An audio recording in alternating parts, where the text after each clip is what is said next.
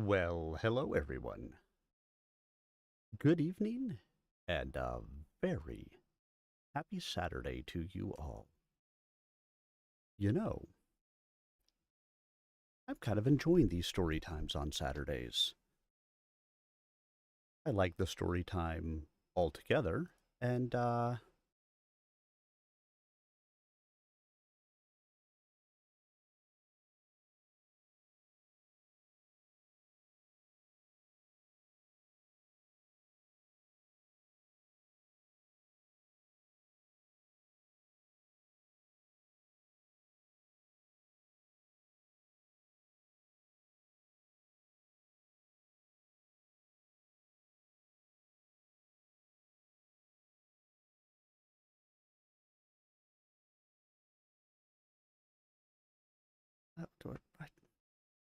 I don't know why my macro thing turned off my microphone there, but hey, it turned off my microphone. Weird, stupid thing. I'll have to figure out why it did that. Because it should have started the stream. It should have muted. It should have moved to the start. It should have moved to the reading, and then it should have unmuted. Ah, well. Such is the way it is. Anyway, glad that you guys are here with me tonight. I hope you are ready for Juxtaposition, Book 3 of the Apprentice Adept series, the stirring sequel to Blue Adept. So let's talk a little bit, just briefly, to bring you guys up to speed on where we are and kind of what's been going on. So, really, book 1, Stile figures out that there are two realms. There is Proton, the scientific realm, and Phaze, the magical realm. He is a master gamesman, and when he gets over to Phaze, he finds out that he is also a magician. Book 2, we find out that he is the Blue Adept. Maybe we find out in book 1, maybe just book 1, but we find out that he is the Blue Adept. Book 2, he kind of solidifies himself being the Blue Adept. On Proton, so let's stick by world for a minute. Proton. He was a master jockey, top of his field. An anonymous enemy lasered his knees, and basically, because he was worried that he would be killed in surgery, he decided not to get surgery, so his career was done, and he was fired from being a jockey. He was sent a very advanced robot in the form of Sheen, and she is programmed to love him and protect him. As a way to keep him from getting kicked off the planet, because you have to have an employer to be on the planet, you're allowed to be there for a maximum, typically, of 20 years. Stile is in year 17. In order to keep him on the planet while he is off in the other phase, Sheen gets him employment with somebody who basically needs him or wants him to enter the game, the tourney. Again, Stile is a master gamesman, so entering the tourney, he was a little bit off from where he needed to be, and so he quickly advanced to the point where he qualified for the tourney. Made some friends along the way, did some things. And since there, we have seen him enter into multiple rounds of the tourney, winning the majority of them, losing one to a youth who was only in it just because his parents were leaving the planet anyway, so what did he have to lose? And Stile lost to him in chance, but has won all of his matches so far other than that, and he has made it very, very far into the tourney. The ultimate prize of winning the tourney is you become a citizen. Right now he is a serf, naked, as all serfs are, and if he becomes a citizen, he is basically a permanent resident of the planet. He gets all sorts of other goodies that go along with that, including the right to wear clothes. Now let's talk about Phaze really quick. So Phaze is a magical realm. The Stile ends up going through the curtain, fleeing some assassins in Proton, goes through the curtain, finds that there is magic over there. He is also attacked by an anonymous enemy over in Phaze, and comes to find out that his alternate self, because everybody born on the planet has an alternate self, one in Proton, one in Phaze. His alternate self, who was the blue adept in Phaze, was murdered. So he embarks to try to find out really what happened there. Eventually, through a lot of machinations and everything else, determines that he was, his alternate self was killed by a golem using an amulet provided by the red adept. He determines that the brown adept, who is the master of the golems, was not to blame. It was the red adept. So towards the end of the book, we find Stile fighting the red adept, back and forth between the two realms. And they were only fighting because the Oracle, a prophetic magical thing, told her that she would be ruined by Blue.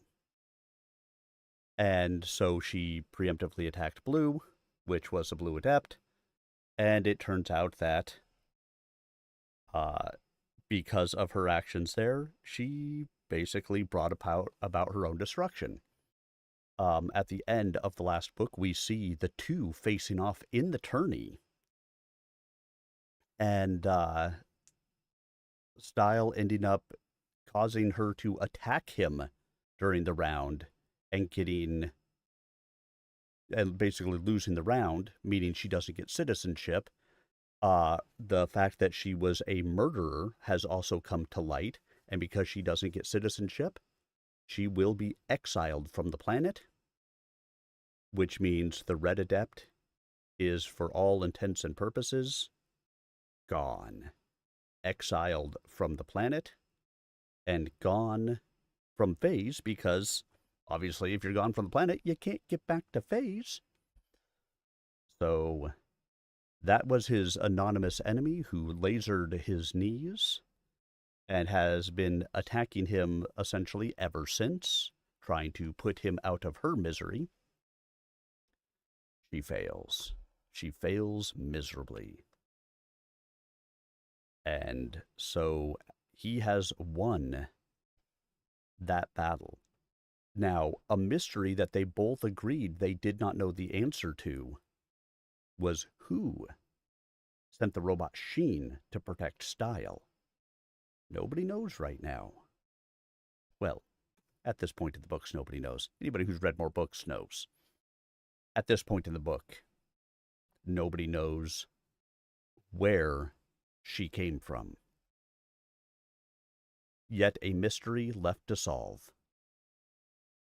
So, starting this book, we will find some continued answers to what's going on. We will see Stile continue to compete in the tourney because he has not won the tourney. We don't know if he's going to win the tourney, but at this point he's got probably at least 20 years extra tenure if he wants it. He's fine.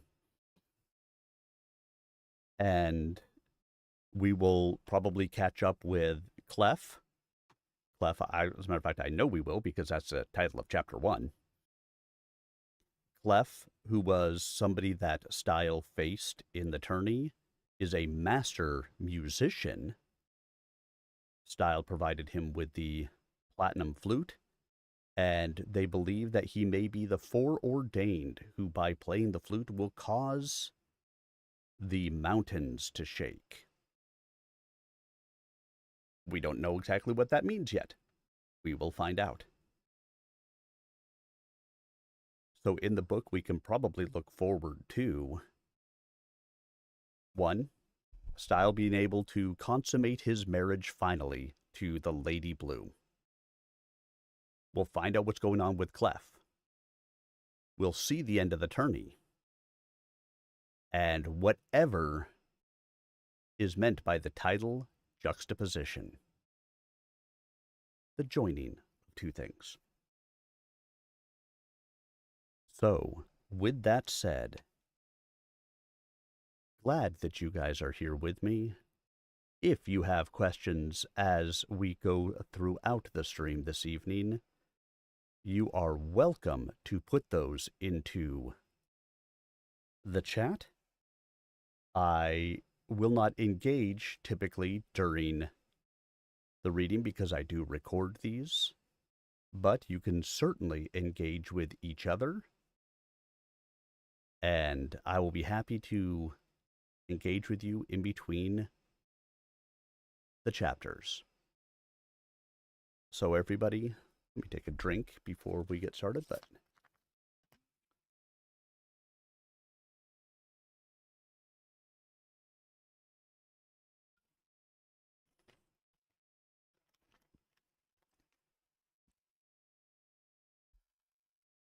so everybody sit back, relax, and prepare to enjoy as we dive in, starting in Chapter 1 of Juxtaposition.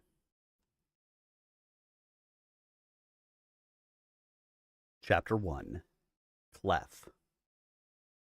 I could give you some sleep fog, the lady robot said.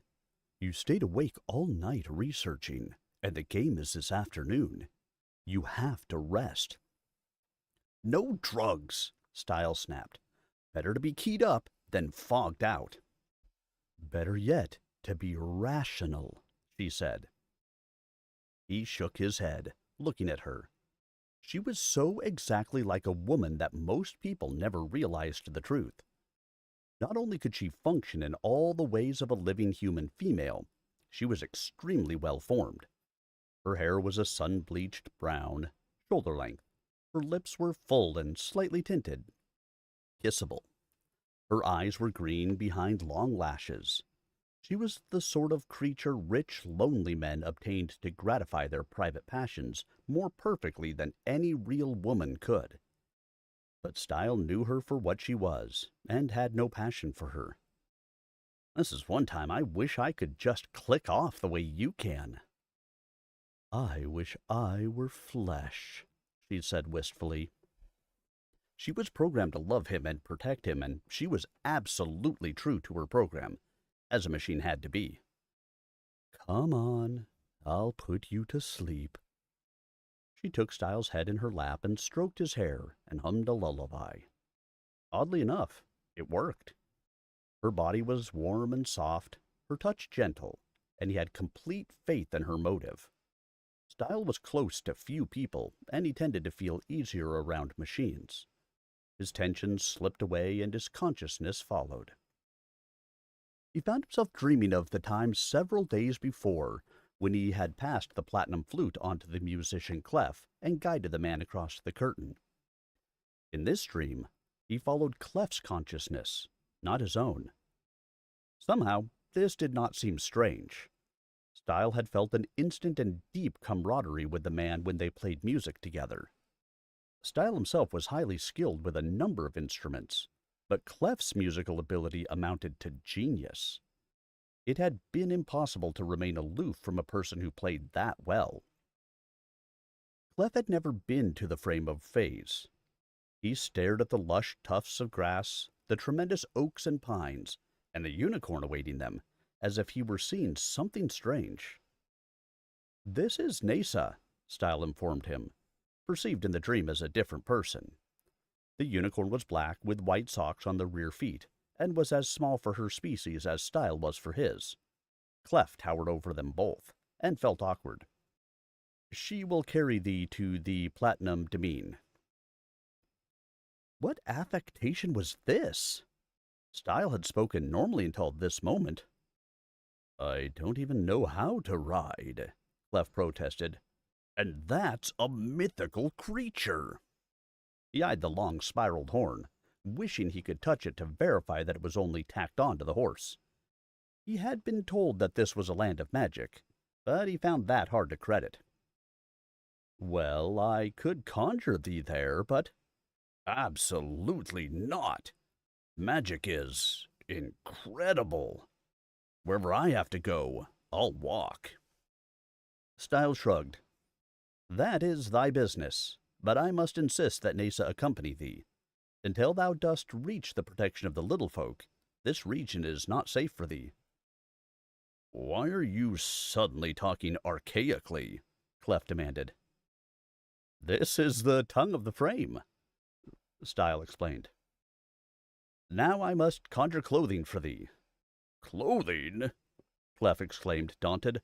I am a serf, like you. Forbidden to. I cannot. Stile had recovered a package of clothing from a hiding place and was putting it on.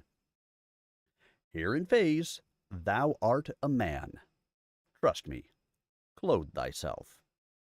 He paused, then said in a sing-song voice, And ye can clothe this man. Suddenly Clef was clothed like a citizen of Proton, with silken trousers, shirt, jacket, of light leather, and even shoes. He felt ludicrous and illicit. If anyone sees me in this outrageous costume, he squinted at Stile. You were serious about magic. You conjured this. Aye. Now must I conjure myself to the Blue Demesne, to report to the Lady Blue. Nasa and the flute will keep thee safe, methinks. Farewell, friend. Farewell, Clef responded weakly. Stile sang another spell and vanished. Clef contemplated the vacated spot for a while, absorbing this new evidence of enchantment, then felt his own clothing. Blue trousers, golden shirt. What next? And I'm supposed to travel with you, he said to the little unicorn. With thee, I should perhaps say. Well, he did warn me there would be tribulations. I don't suppose you know the direction?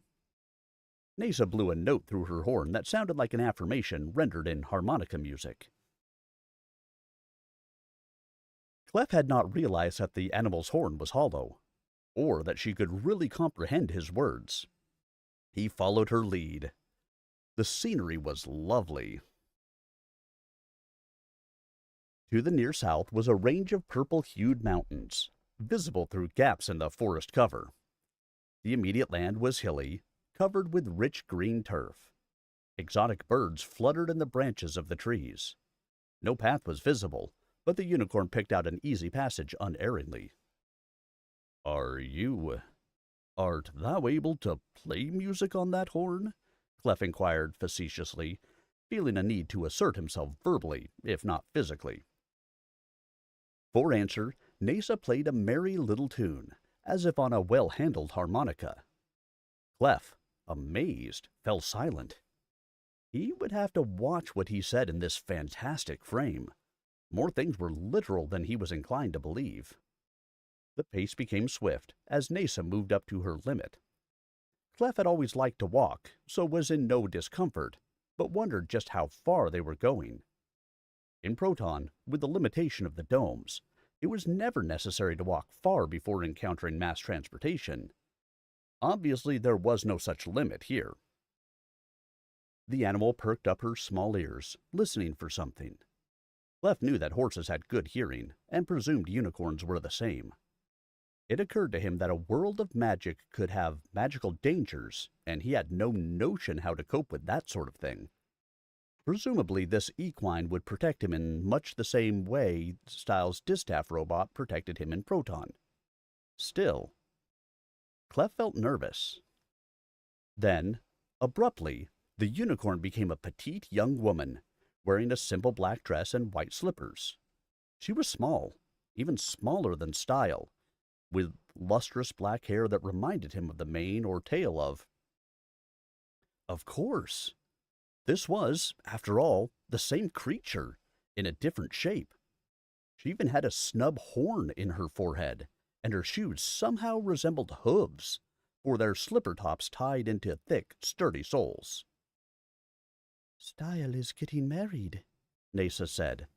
There was a suggestion of harmonica music in her voice. "I must go there. I will summon a werewolf to guide thee." "A werewolf?" Clef exclaimed, horrified. But the girl was a unicorn again. She blew a loud blast on her horn. Faintly, there was an answering baying. Now Nasa played a brief harmonica tune. There was a responding yip, much closer. She changed back into the girl. Clef tried to ascertain how she did that, but it was too quick. She seemed simply to phase from one form to the other with no intermediate steps. Perhaps that was why this frame was called phase. People phased from one form to another, or from nudity to attire, or from place to place. "A bitch is coming," Nasa said, startling Clef again. He had not expected such a term from so pert a miss. "Farewell." She changed into a firefly, flashed once, and zoomed away to the north. There seemed to be no conservation of mass here. A dark shape charged toward him, low and furry, gleaming-eyed and toothed. Clef clutched the platinum flute, and suddenly it was a fine rapier. "Will wonders never cease?" he exclaimed. This was a weapon with which he was proficient. He stood awaiting the onslaught of the wolf with enhanced confidence, though he was by no means comfortable. He did not relish the idea of bloodshed, even in self-defense.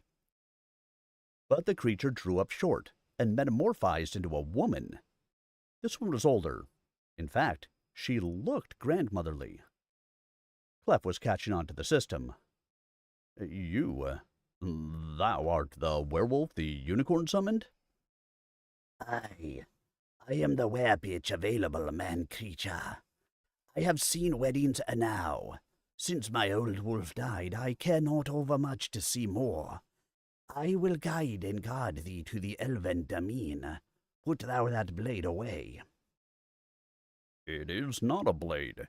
It is a rapier," Clef said, somewhat primly. But now it was neither. It was the flute again. "Nasa told you all that in one brief melody?" "Aye, she was ever economical of speech. What is thy name, man?" the bitch inquired as she walked east. "Clef, from the frame of Proton. And thine?" "Cyril Ryan, of Kurulgaya's pack. We range mostly southeast of the Blue Domain, up to the Purple Mountains. Good hunting here." "No doubt," Clef agreed dryly. "If thou art walking all the way to the Platinum Domain, thou wilt have to step faster. Clef man, we have 40 miles to go." "My legs are already tiring, Cyril Ryan." "We can help that. Take thou a sniff of this." She held out a little bag of something. Clef sniffed. The bag emitted a pungent aroma. "What is this?" "Wolfsbane, for strength." "Superstition," he muttered. "Have ye noted how fast thy walk is now?" Clef noticed, with surprise. "I'm almost running, but I don't feel winded at all." "Superstition," she said complacently. Whatever it was, it enabled him to cover distance with wolf-like endurance. Cyril Ryan shifted back to canine form to pace him. Still, they were only partly there as night came on. The bitch became the woman again. "Do thou make a fire, Clef man. I will hunt supper." But she was already back to bitch form and gone. Clef gathered what dry wood he could find, along with bits of old moss and straw. He formed a neat teepee, but had no idea how to ignite it. Presumably the denizens of this frame could make fire with simple spells. Or perhaps they borrowed fire-breathing dragons. Such resources were not available to him. Then he had a notion. The platinum flute had become a rapier when he wanted a weapon. Could it also become a fire maker? He held it near the teepee. It had formed into a dub-like rod. A spark jumped, igniting the mass. He had discovered how to use this thing. He was almost getting to like magic. When the bitch returned with a freshly slain rabbit, the fire was ready. Good enough, she said gruffly. She roasted the rabbit on a spit.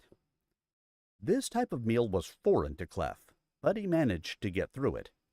Stile had warned him there would be privations, but he was ready to suffer anything to obtain legitimate possession of the platinum flute, the most remarkable instrument he could imagine.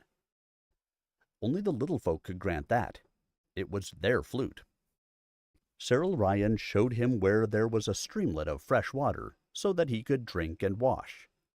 Out of deference to his human sensitivity, she refrained from lapping her own drink until he was sated. Now all he had to worry about was the night. He really wasn't equipped to sleep in the wilderness. Cyril Ryan, I realize that for your kind this is no problem, but I am not accustomed to sleeping outside. I am concerned about bugs and things. Though in fact no bugs had bothered him here. Perhaps the reek of the way. Is there any domicile available? Aye, she said. She brought out a small object. Apparently she could carry clothing and objects on her person, even in wolf form, though none of it showed then. Clef looked at the thing. It appeared to be a tiny doll's house. I'm afraid I don't quite follow. It is an amulet, she exclaimed. Invoke it. Invoke it? He asked blankly. She nodded. Set it down first, man. He set it on the ground. I invoke thee. The amulet expanded. Clef stepped back, alarmed. The thing continued to grow. Soon it was the size of a doghouse, then a playhouse. Finally it stood complete, a small, neat, thatch-roofed log cabin. Well, I never! Clef exclaimed. A magic house! Cyril Ryan opened the door and entered. Clef followed, bemused. Inside was a wooden table with 2 chairs and a bed with a down quilt. Clef contemplated this with a certain misgiving, realizing that there were 2 of them and only 1 sleeping place. She phased back to canine form and curled herself up comfortably on the floor at the foot of the bed. That solved that problem. She needed no human props and would be there if anything sought to intrude during the night. Clef was getting to appreciate werewolves. He accepted the bed gratefully, stripped away his ungainly clothing, lay down, and was soon asleep. Stile's consciousness resumed as Clef's faded. Sheen was still stroking his hair, as tireless as a machine. I never realized he would have so much trouble, Stile murmured.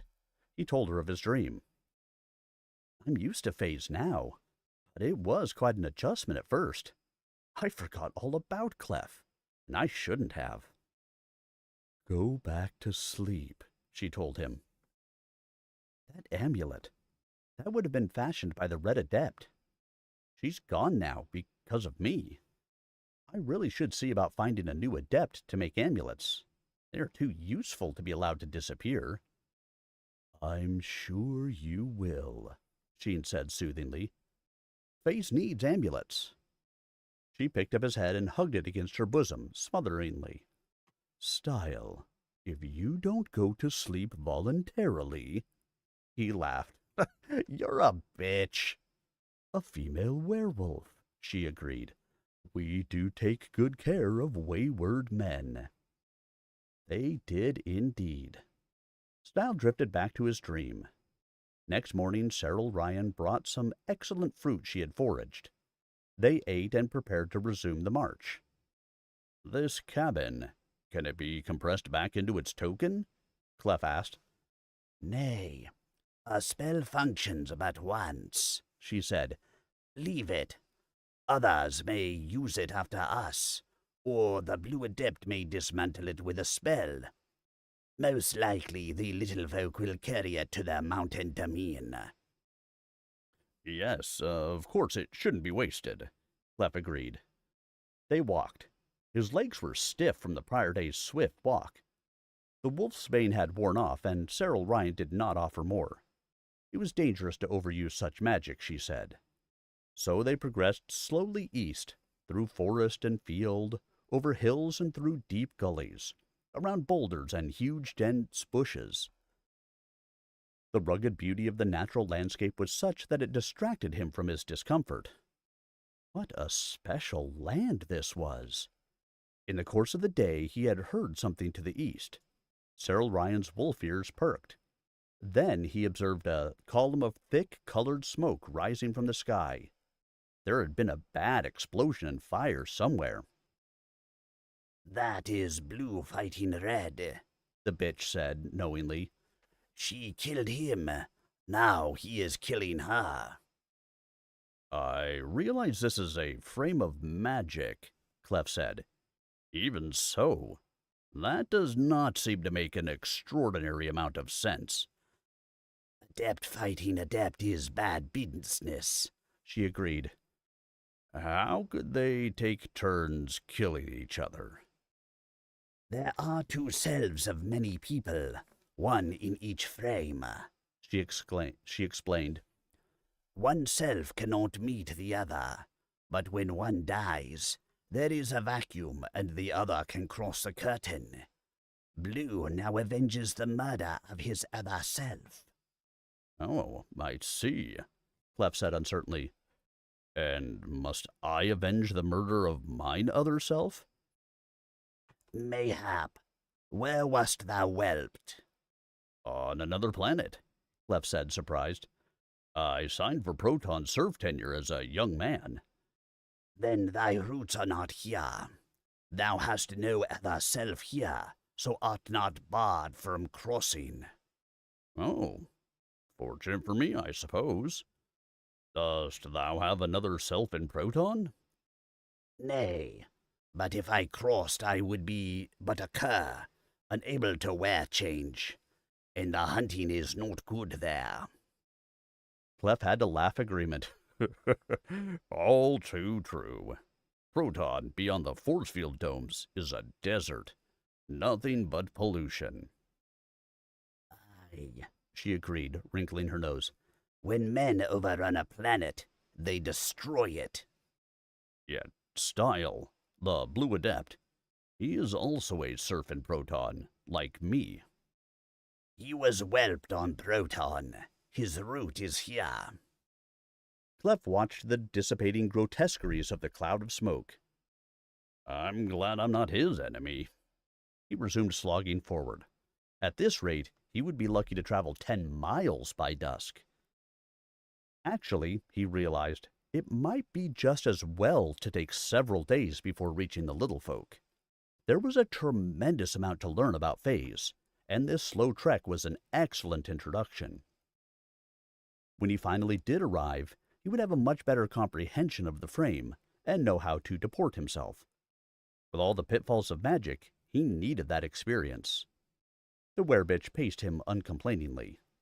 She shifted from form to form at need, conversing when he wished, scouting when there was anything suspicious in the vicinity. Finally he asked her, Is this not an imposition, Cyril Ryan, for thee, shepherding a novice while thy pack is active elsewhere? I am oath-friend to Nasa the Unicorn, she replied. For her would I shepherd a snow demon halfway to hell. Halfway? At that point the demon would melt. She smiled tolerantly. Besides which, this is an easy duty for an old bitch. I am sure the Blue Adept has excellent reasons to convey thee to the Mound Demesne. She considered. If I may inquire. I am to play the platinum flute for the Mound folk. to enable them to ascertain whether I am the one they call the foreordained. That is all I know, except that my life will have little purpose if I cannot keep this ultimate instrument." "The foreordained?" she exclaimed. "Then is the end of Phaze near?" "Why?" "I consider it to be perhaps nonsensical title, to say the least. And of course there is no certainty that I am the one they seek. I am merely a fine musician and a rather good fencer. What have I to do with the fate of a land of magic?" "That is all I know," she admitted. "Be not affronted, clef man, if I hope thou art not he." "I take no affront from thee, bitch." He had long since realized that the term he had considered to be uncomplimentary was the opposite here. "Thou dost play the flute well." "Very well." "Better than blue." "Aye. But I decline to play this particular instrument in the frame of Phaze until I meet the mound folk. It is said the mountain may tremble if—" "Aye, wait," she agreed. "No fool's errand this." "Dost thou like music, Cyril Ryan?" "Some. Baying belike at a full moon." "Baying is not my specialty. I could whistle, though." "That is music?" she asked, amused. "It can be, properly executed. There are many types of whistles. Hand whistling can resemble a woodwind." "Aye, with magic." "No magic, bitch. Like this."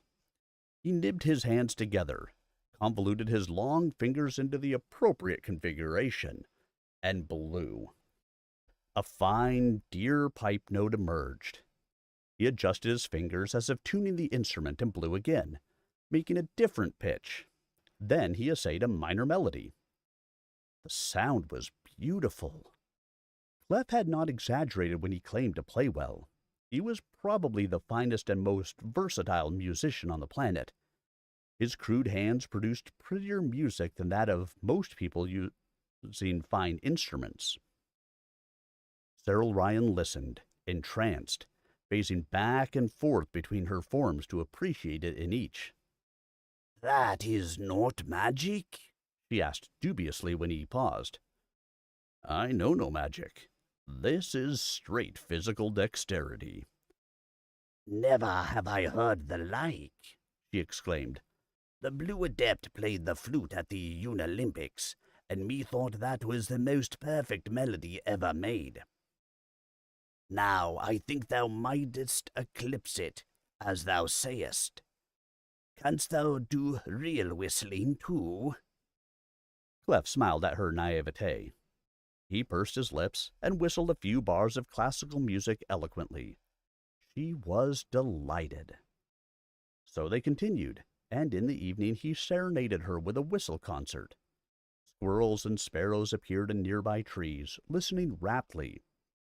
Clef had discovered how to relate to the wild creatures of this lovely wilderness world. This night the werebitch had located a serviceable cave to sleep in. They piled straw and fern for a bed, and she curled up by the entrance. It was a good night. He was getting to like Phaze. Stile woke again. "Time to go to game," he mumbled. "Not yet. Sleep," Sheen said. She was a machine, indefatigable. She could sit up and hold him indefinitely, and was ready to do so. She was his best and perhaps his only personal friend in this frame. She had saved his life on several occasions. He trusted her. He slept. The third day, Clef found his muscles acclimatizing, and he traveled better. But the world of Phaze seemed restless. There was a sound of horse or unicorn hooves pounding to the east, and a lone wolf passed by. "What's going on?" "The Red Adept has sprung a trap on the Blue Adept," Cyril Ryan said, having somehow picked up this news from the pattern of baying and the musical notes of the distant unicorns. "He is badly injured, but cannot cross the curtain for magic healing, for that a basilisk has hold of him. It is very bad. Indeed, she was worried, and when she returned to bitch form, her hackles were ruffled. Clef, too, was concerned. He had known Stile only a few hours before their parting, but liked him well and wished him well. There seemed to be nothing he could do, however. But later the situation eased. They have saved him, Cyril Ryan reported. He is weak, but survives. Clef's own tension abated. I am exceedingly glad to hear that. He lent me the platinum flute, and for this marvelous instrument I would lay down my life. It was the sight of it that brought me here, though I am wary of the office it portends. In the afternoon they heard a sudden clamor. Something was fluttering, squawking, and screeching. The sounds were hideous, in sharp contrast to the pleasure of the terrain. Cyril Ryan's canine lip curled. Quickly she shifted to human form. Beast birds, needs must we hide. But it was not to be. The creatures had winded them, and the pursuit was on. Let not their filthy claws touch thee, the were-bitch warned. The scratches will fester into gangrene. She changed back to canine form and stood guarding him, teeth bared. The horde burst upon them. They seemed to be large birds, but their faces were those of ferocious women. Clef's platinum rapier was in his hand, but he hesitated to use it against these part-human creatures. Harpies, that's what they were. They gave him little opportunity to consider. 3 of them flew at his head, discolored talons extended. Kill! Kill! They screamed. The smell was appalling. Cyril Ryan leaped, her teeth catching the grimy underbelly of one bird. Greasy feathers fell out as the creature emitted a shriek of amazing ugliness. Immediately the other 2 pounced on the wolf, and 2 more swooped down from above. Clef's misgivings were abruptly submerged by the need to act. There seemed to be no chance to reason or warn. Each simply had to fight. Clef was aware that the werewolf had taken his remark about his skill at fencing to be vanity, for he was hardly the warrior type. However, he had spoken the truth. The rapier danced before him. In 7 seconds, he skewered 4 harpies, while Cyril Ryan dropped the 5th, dead. The remaining beast birds now developed some crude caution. They flapped and bustled, screeching epithets, but did not charge again. Their eyes were on the gleaming platinum weapon. They had suddenly learned respect. Clef took a step toward them, and the foul creatures scattered, hurling back one-syllable words fully as filthy as their feathers. This threat had been abated. Thou art quite a hand with that instrument, Cyril Ryan remarked appreciatively. Never saw I a sword stab so swiftly. I have never used a rapier in anger before, Clef said, feeling weak and revolted now that the brief action was over. But those horrible creatures. Thou didst withhold thy strike until they clustered on me. Well, I couldn't let them. Those claws. Aye, she said, and went canine again. But there was something wrong. She tried to conceal it, but his reaction to this combat had made him more perceptive to physical condition. Wait, thou hast been scratched, Clef said. Thy shoulder's bleeding. Wounds are nothing to wolves, she said, phasing back. But it showed on her dame form, too, the blood now staining her shawl. How much less? A mere scratch. But thou didst say. Doubtless I exaggerated. Bleeding cleans it. She changed back again and ran ahead, terminating the dialogue. Clef realized that she did not want sympathy for her injury, at least not from the likes of him. Probably it was unwolf-like to acknowledge discomfort. Yet she had warned him about the poisonous nature of harpy scratches. He hoped nothing evil came of this. That night they camped in a tree. Clef was now more accustomed to roughing it, and this was a hugely spreading yellow birch whose central nexus was almost like a house. Cyril Ryan curled up in bitch form, and he curled up beside her, satisfied with the body warmth she radiated. The papery bark of the tree was slightly soft, and he was able to form a pillow of his bent arm. Yes, he was coming to like this life. "This frame is just a little like heaven," he remarked as sleep drew nigh. "My frame of Proton is more like hell, outside the domes where nothing grows." "Mayhap it is Proton frame I am destined for," she said, shifting just far enough to dame form to speak, not bothering to uncurl. "Proton? Dost thou plan to cross the curtain, despite thy loss of magic there?" She chuckled ruefully. "Figuratively, man person. When I die, it will be the real hell I will see." "Hell? Thee? Surely thou wilt go to heaven." Clef did not believe in either region, but neither did he believe in magic. "Surely would I wish to go to heaven. There, belike the glory hounds run free. But that is not the destiny of the likes of me. Many evils have I seen since I was a pup." She shifted back to canine and slept. Clef thought about that, disturbed. He did not believe this was an immediate issue, but feared that she did. He was bothered by her growing morbidity and her low estimate of self-worth. She might have seen evil, but that did not make her evil herself. Sometimes evil was impossible to escape. It had been that way with the harpies. Yet, what could he do to ease her depression? Troubled, he slept. "Strange dream," Stile said. "Every time he sleeps, I wake. But I'm dreaming in minutes what he experienced in days." "How much further does he have to go?" she asked. "He should reach the elven domain in 2 more days." "Then you sleep 2 more times. I want to learn how this ends." Her fingers stroked his eyes closed. Cyril Ryan's wound was not healing. It was red and swollen, the blood refusing to coagulate properly. She limped now, when she thought he wasn't looking, and her pace was slower. She was suffering, and he couldn't comment for fear of embarrassing her. The terrain became more hilly. Huge trees grew out of the slopes, some of their roots exposed by erosion.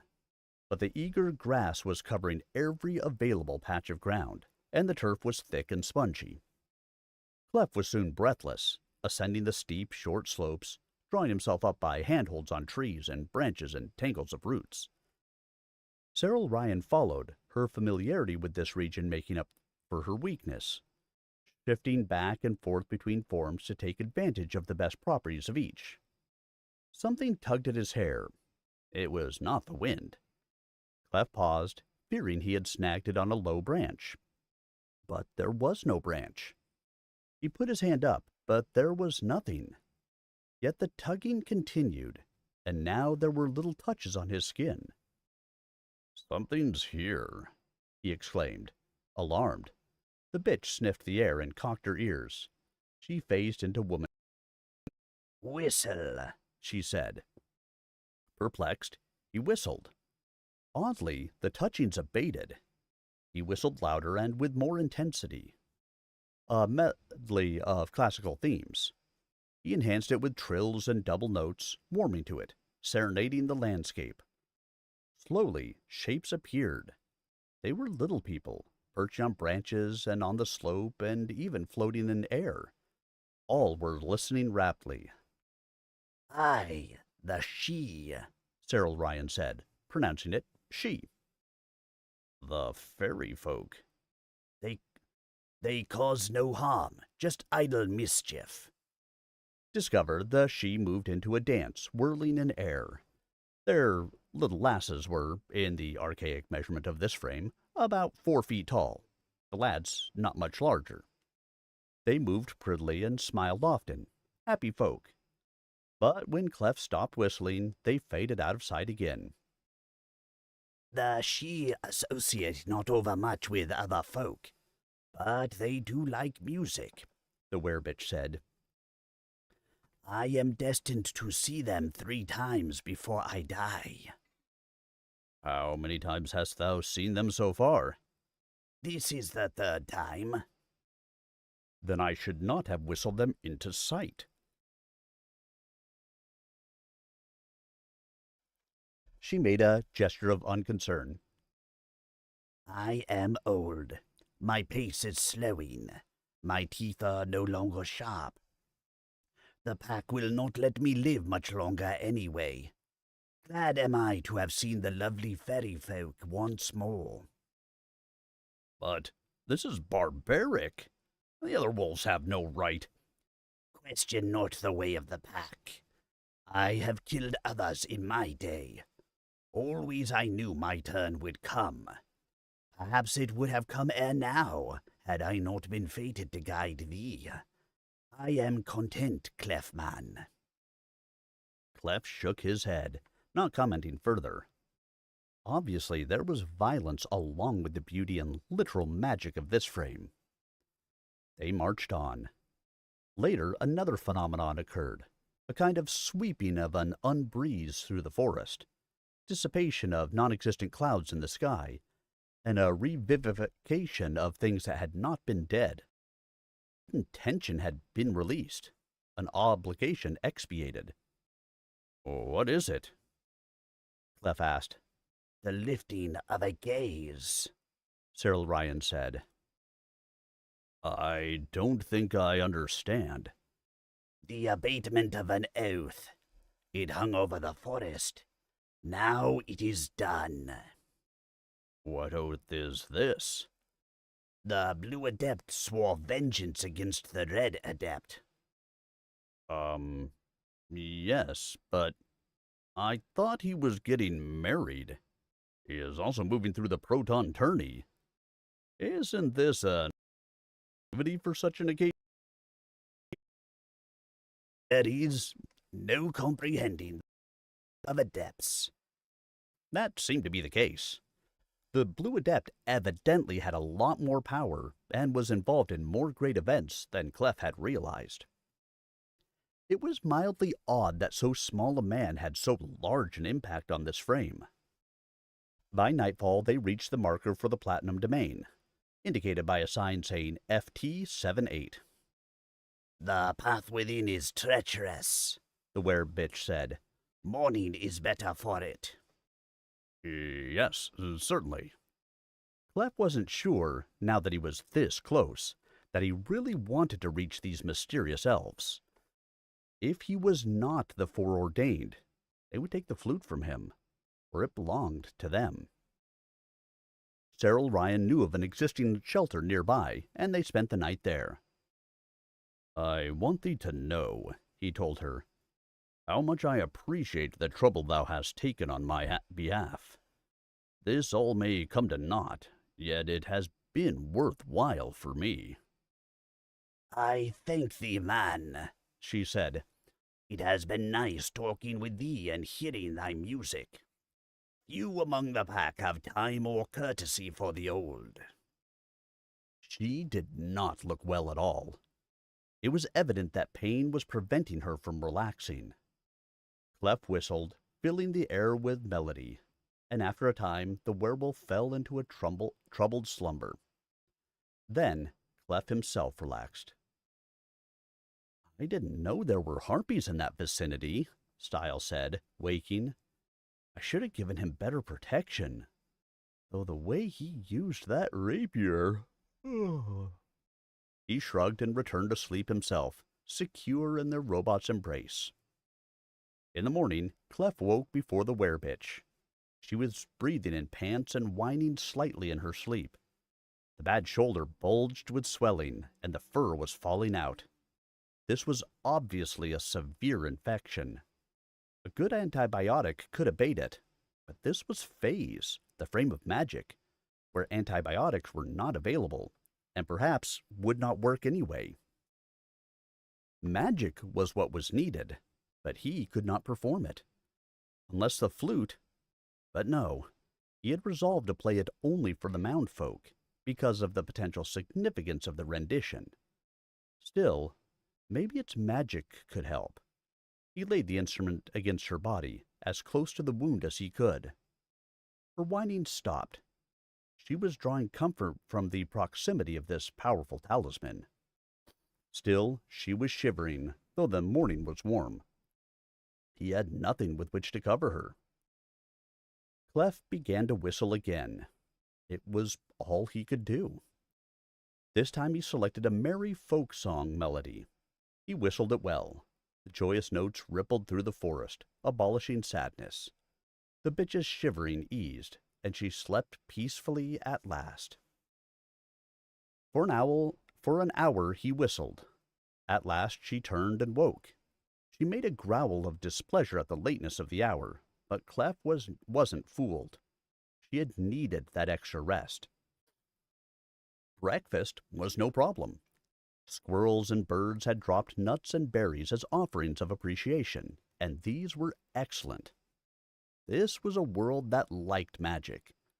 Clef, in return, was becoming quite fond of this world. Yet it had its dark side, as Cyril Ryan's ailment showed. They mounted the steep trail leading to the mound domain. Clef was now better able to manage than the werewolf. He wished he could help her, but all he could do was slow his pace to make it easier for her, leaving her pride intact. Deep in the mountains there was a thin, suspended bridge crossing a chasm. Clef eyed it dubiously, but Cyril Ryan proceeded on across without hesitation. She was so unsteady he hastened to follow, so he could catch her if she started to fall. Halfway across he looked down. The chasm yawned so deep and dark it made him dizzy. He did not enjoy the sensation. Fortunately, the chasm was narrow, and in moments they were across. At last they came in sight of the mound. Cyril Ryan sank in a heap before it, her waning energy exhausted. She had done her job. She had delivered him safely. But there was no one about. The sun shone down brightly, and the hills were alive with small animals and birds, but no people. Clef, worried about the werebitch, did not care to wait over long for an introduction. "Oh there," he called. "I must meet with the Platinum Mound folk." There was no answer. Could he have come to the wrong place? "Cyril Ryan," he began. She changed with difficulty to dame form. She was haggard. "This is the place, music man. The mound folk go not abroad by day. At night thou wilt see them." "I don't think thou canst last till night," he said. "We must have healing magic for thee now." She smiled weakly. "It is too late for me, friend. My day is done. One favor only I beg of thee." "Anything." "I would hear the flute ere I die. Canst thou play an epitaph for me?" He knew this was final. She would expire within the hour. He was at the realm of the little folk. He was no longer obliged to wait. "Yes, it is time," he agreed. "There can be no better use for this instrument." He brought out the flute. He played an ancient folk song that he felt was appropriate to this occasion, Tumbleweeds. It was the sort of theme a wolf could appreciate, for it related to the freedom of the great outdoors. The rolling bushes called tumbleweeds drifting in the wind across the plain, cares of the world left behind. Perhaps it was not that way here in Phaze, but he felt confident the mood would be conveyed. From the first note, the platinum flute was potent, the finest instrument he had ever played, enhanced by its magic so that the sound transcended mere physics. The music rippled, it flowed, it resonated. It was as if he were flying, expanding, encompassing the landscape, the world, the universe, the split infinities that were the frames of science and magic. The sound loomed loud enough to embrace all of Phaze, yet delicate enough to touch the soul. And the mountain trembled. The ground shook, but not in the manner of an earthquake. It started shuddering where he stood and vibrated outward rhythmically, responding harmonically to the music of the flute. The effect intensified as he continued playing. Leaves fluttered on trees, pine needles shook free of their moorings, and the green grass of the slopes stood up tall and quivered like the tines of tuning forks. The clear sky thickened. Clouds formed from nothing, flinging outward in rainbow-hued bands. The sunlight dimmed, dusk coalesced. Clef played on, caught in the wonder of the animation. The Cyril Ryan's fur stood out from her body, charged. There was a canine smile on her face. Washes of color traversed her, causing her human and canine aspects to mingle aesthetically. The ground shook harder. Branches fell from trees. The roof of the mound collapsed. The mountains in the purple range peeled off segments of themselves and settled substantially. Dust rose up. Animals fled. The sky swirled nearer and nearer. The little folk appeared, for now there was no direct sunlight to shrivel them. They stood in the twisting dust and fog, staring while their domain collapsed about them. Yet such was the power of the flute that no one protested. An avalanche formed and crashed downward. No one moved. The rocks and debris coursed past them all, avoiding living creatures, and advanced like a channeled flow of water until they piled up in a cairn over the bottle of Cyril Ryan, the werebitch. She had died smiling. She had heard the platinum flute. She had expired. Now she had been buried. Still Clef played. From the cairn a spirit diffused, billowing and tenuous, extricating itself from the piled stone. Now it looked like a wolf, and now like a woman. It was Cyril Ryan's soul departing her tired body at last. Barb-tailed, horned, fire-clothed, man-formed devils hurried across the slope to intercept that soul. Suddenly, Clef realized that the werebitch had spoken literally of hell. She had known her spirit would be taken there. But Clef recoiled from the concept. She had helped him loyally and given her life in consequence. Surely that helped counterbalance whatever prior evils there might have been in her life. If he had any say at all in the matter, she would go to heaven, where she wanted to be. He owed her that much. He shifted his playing, questing for the tune that would carry her soul upward. Now from the troubled sky came wolves, flying without wings, their fur shining, so that they seemed possessed of light auras like halos. The music brought them down, showed them the way they might otherwise have missed, and marked the cairn. The devils reached the soul first, but the angel wolves arrived in time to balk the conveyance of the soul to hell. A battle ensued, the half-visible humanoid figures against the half-visible canine figures. Spiritual fog and cloud and dust roiled along with the physical, but the theme of the flute strengthened the wolves and weakened the devils. In a moment, the angel wolves wrested the bitch soul from the minions of hell and loped up into the turbulent sky.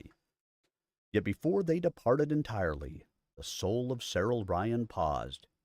She looked back toward Clef, and he knew she was thanking him for a gift as unexpected as it was gratifying. Her sinful human component had been juxtaposed with her pure wolf component in death, nearer perfection than they had been in life, and the forces of heaven had prevailed. She sent to earth one glance of purest appreciation that made the air around Clef sparkle, and she turned again and loped on toward heaven with her divine companions. The purple mountains continued to shake and settle. Dragons flew up from the southern marches. Creatures stirred all over Phaze. But Clef would not stop playing until the bitch was safely ensconced in heaven. He would permit no loophole, no reversal.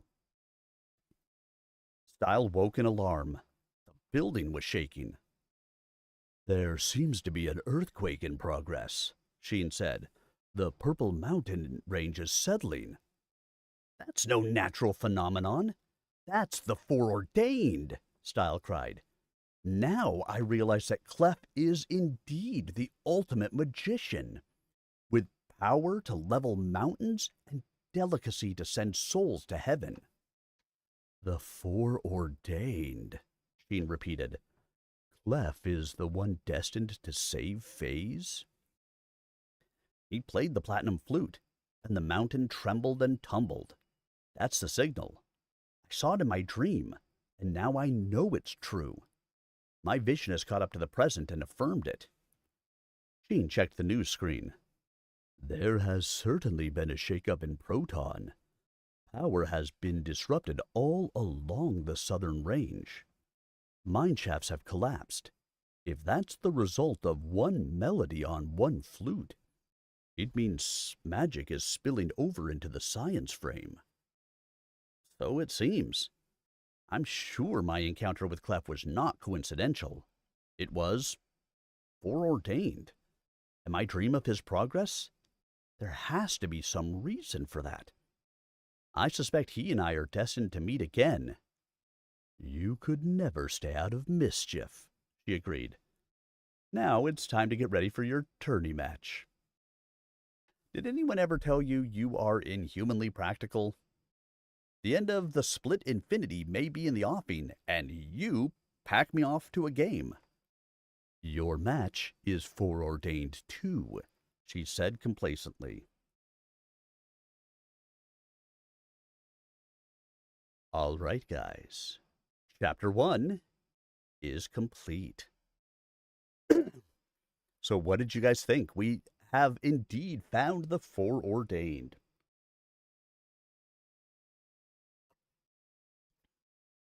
Clef played music so that the mountains shook and saved a werebitch from the demons of hell and brought her safely forward to heaven, where he feels she truly belongs. So now we know the fate of Clef. Stile feels that they will meet again at some point, but I guess we'll have to wait and find out when and if that happens. Stile, of course, is not gifted with the ability to see the future. So who knows? All right, everyone. Let's go ahead and get ourselves going into Chapter 2. Chapter 1 is done. Time for Chapter 2. And this time, we get to be in Proton, where Stile is returning to the tourney, where he needs to be. So, here we go, everyone. Let's get ourselves started in the next one. Chapter 2, Backgammon.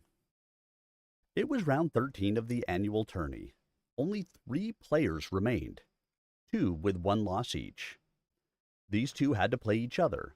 The loser would be eliminated from the tourney, and the winner would meet the single undefeated player. The 2 who played were as different as seemed possible.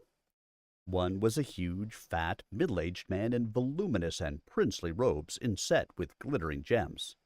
The other was a tiny, naked man, muscular and fit, in his 30s. "Ah, Stile," the clothed man said affably. "I was hoping to encounter you." You know of me, sir?" "I always research my prospective opponents, Surf. You have been extremely busy recently. You've been chasing around the landscape, crashing vehicles and disappearing between rounds." Stile was noncommittal. "My time between rounds is my own, sir. Except for what that girl robot demands." Is it fun making time with a sexy machine? Stile knew the citizen was trying to rattle him, to get him tangled up emotionally so that he would not concentrate properly on the game. It was a familiar technique. Stile could not return the favor because all citizens were virtually anonymous to serfs, and in any event a serf could not treat a citizen with disrespect. So Stile would have to take it, and play his best regardless. He was experienced at this sort of thing. The citizen would probably rattle himself before he got to Stile. It was time for the grid. Each man stood on one side of the unit, looking at the screen. There were 16 boxes facing Stile, labeled across the top, 1 physical, 2 mental, 3 chance, 4 arts, and down the side, A naked, B tool, C machine, D animal. Stile's panel was lighted by the letters. "That was a very neat stunt you worked last round," the citizen remarked, "making that Amazon throw away her win. Of course, you know you won't be able to trick me that way." "Of course not, sir." The tool indication. That was his line of greatest strength. The subgrid showed 3B, tool-assisted chance. Stile groaned inwardly. The chance column was the bane of good players. It was difficult to make his skill count here. "You don't like it, huh?" the citizen taunted. "Figure it to come up another slot machine? Wash you out painlessly, huh?" This man really had researched Stile's prior games of the tourney. The lone game Stile had lost had been just that way. "I am not partial to it, sir." As long as he handled the needling without heat, he was gaining. "Well, I'm partial to it. Know why? Because I'm lucky. Try me on poker, Stile. I'll come up with a full house and trump you. Try me on blackjack. I'm all 21s. The breaks always go my way. That scares you, huh?" The citizen protested too much. That could indicate weakness, or could be a ruse. Stile actually could handle himself in games of chance. Often there was more skill than showed. He would try for a suitable variant. "Luck is impartial, sir." "You believe that? You fool. Try me on dice, if you doubt." Stile made his selection. The citizen had already made his. The third grid showed board games of chance. "Okay, sucker, try me on Monopoly," the citizen urged. But when they played it through, it came up backgammon. "My favorite," the citizen exclaimed. "Dice and betting. Watch me move." Stile thought he was bluffing. That bluff would be called. Stile was expert at backgammon. It was only technically a game of luck. Skill was critical. They adjourned to the boardroom. The table was ready. There was no physical audience. The holograph would take care of that. "Now, you know this game represents a year," the citizen said. 24 points for the hours of the day. 30 pieces for the days of the month. 12 pieces in each half section for the months in the year. "And the 7 spots on the opposite sides of a die are the days of the week," Stile said. "The 2 dice are day and night. It hardly matches the symbolism of the ordinary deck of playing cards or the figures of the chess set, sir." They were playing a variant deriving in part from Acey-Deucey, traditionally a Navy game. The games of Mother Earth had continued to evolve in the fashion of human society, with some variants prospering and others becoming extinct. In this one, no pieces were placed on the board at the start. All started from the bar. It was not necessary to enter all 15 pieces on the board before advancing the leaders. Yet it was still backgammon, the back game, with pieces constantly being sent back to the bar while they ran the gauntlet of opposing pieces.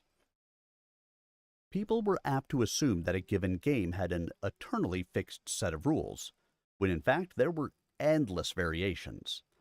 Stile had often obtained an advantage by steering a familiar game into an unfamiliar channel.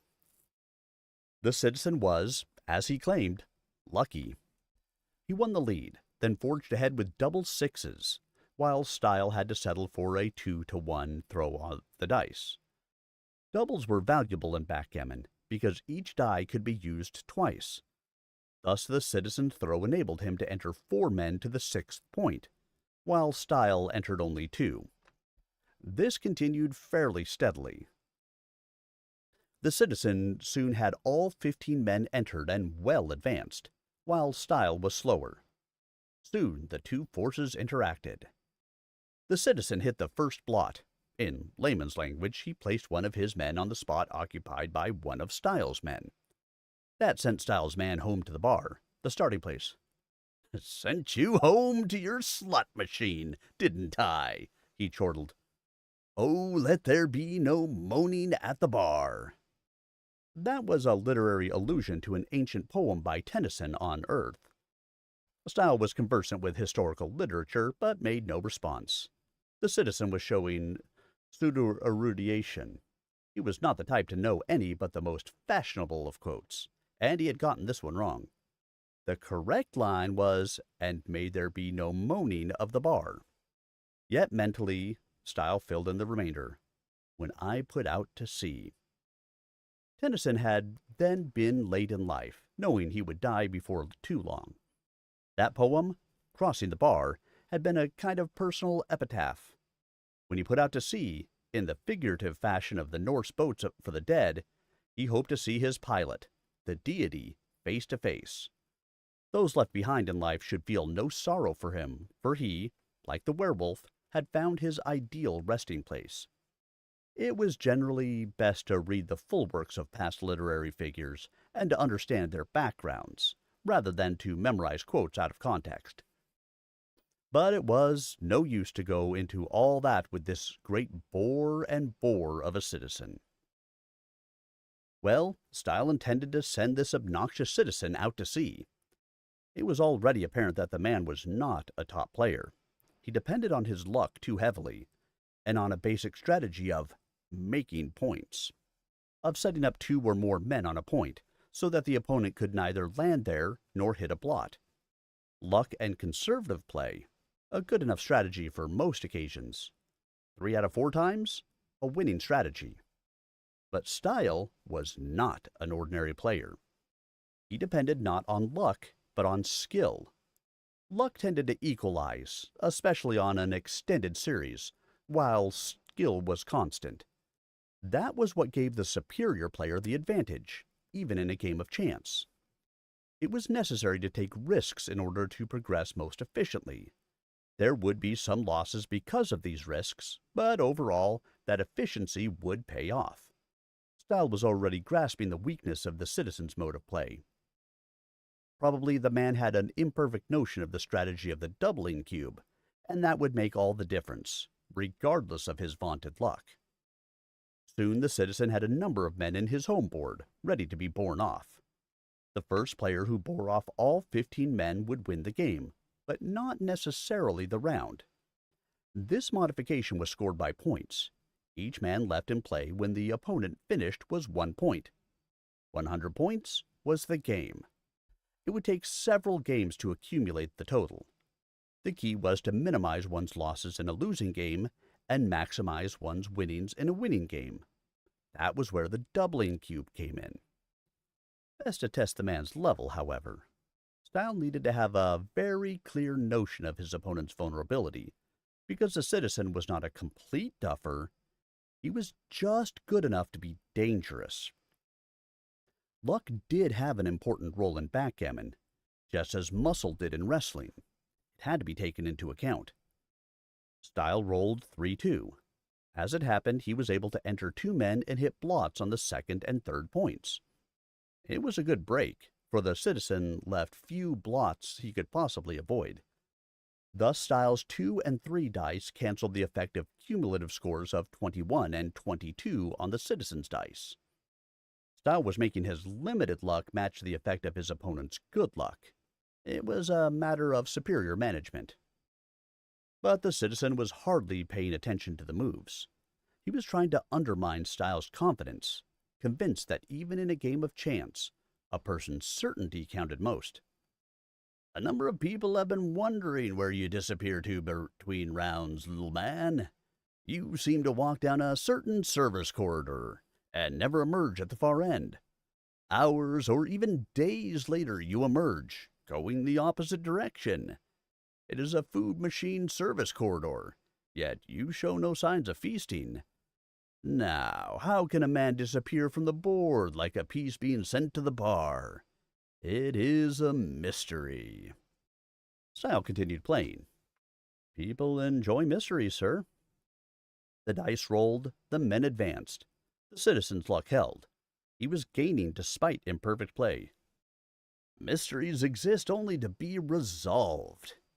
It is possible that you have discovered something fantastic, like a curtain that separates fact from fantasy, that you pass through this invisible barrier to a world where you imagine you are important instead of insignificant." So, the man had done fairly thorough research into Stile's Phaze existence, too. Still, Stile refused to be baited. "No doubt, sir. And can it really be true that in that fantasy you ride a unicorn mare and associate with vampires and werewolves?" "In fantasy, anything is possible," Stile said. "Double," the citizen said, turning the doubling cube to 2. Now the game drew to a close. The citizen finished first. Stile was left with 8 men on the board. Doubled, that was 16 points against him. They set up for the second game, since they were not yet close to the 100 points necessary for the finish. The citizen was obnoxiously affable. He liked winning. Stile hoped he would get careless as well as overconfident. With luck, the citizen might even distract himself at a key time by his determined effort to unnerve Stile. Still, the citizen's luck held. The man played indifferently, even poorly at times, but the fortune of the dice sustained him. When he had a clear advantage, he doubled, and Stile had to accept or forfeit the game. Then Stile had a brief run of luck, actually skillful exploitation of the game situation, and doubled himself. "Double!" the citizen said immediately when his own turn came, determined to have the last word and confident in his fortune. Now the doubling cube stood at 8. "I understand a little squirt like you can use magic to snare some mighty fine-looking women," the citizen said as they played, "even if they're taller than you." "Many women are," Stile agreed. References to his height did irritate him, but he had long since learned to conceal this. He was 1.5 meters tall, or an inch shy of 5 feet in the archaic nomenclature of Phaze. The citizen's infernal luck continued. There did seem to be something to his claim about being lucky. He had certainly had far superior throws of the dice, and in this game, supervised by the game computer, there could be no question of cheating. He was winning this game too, by a narrower margin than the last, but the 8 on the doubling cube gave every piece magnified clout. The citizen liked to double. Maybe it related to his gambling urge. "I guess there could be one really luscious doll who nevertheless married a dwarf," the citizen observed with a smirk. "I guess she could have been ensorcelled." Must have been. But despite his refusal to be baited about his recent marriage to the Lady Blue, Stile was losing. If this special ploy did not work, he would wash out of the tourney. If only the luck would even out. Or mayhap she has a hang-up about midgets. Sort of like miscegenation. Some people do get turned on that way. The citizen was really trying, but Stile played on calmly. "Some do, I understand." "Or maybe pederasty. She likes to do it with children." But the effect of that malicious needle was abated by the citizen's choice of the wrong concept. It was generally applicable to the sexual motive of a male, not a female. Still, Stile would gladly have dumped this oaf down a deep well. Stile lost this game too, down 6 men. 48 more points against him, a cumulative total of 64. Another game like this would finish him. The luck turned at last and he won one, but he had only been able to double it once and only pick up 6 points. And the citizen won again, 8 men, redoubled for 32 points. The score now stood at 96-6. The next game could finish it. Still, the citizen's amazing luck held.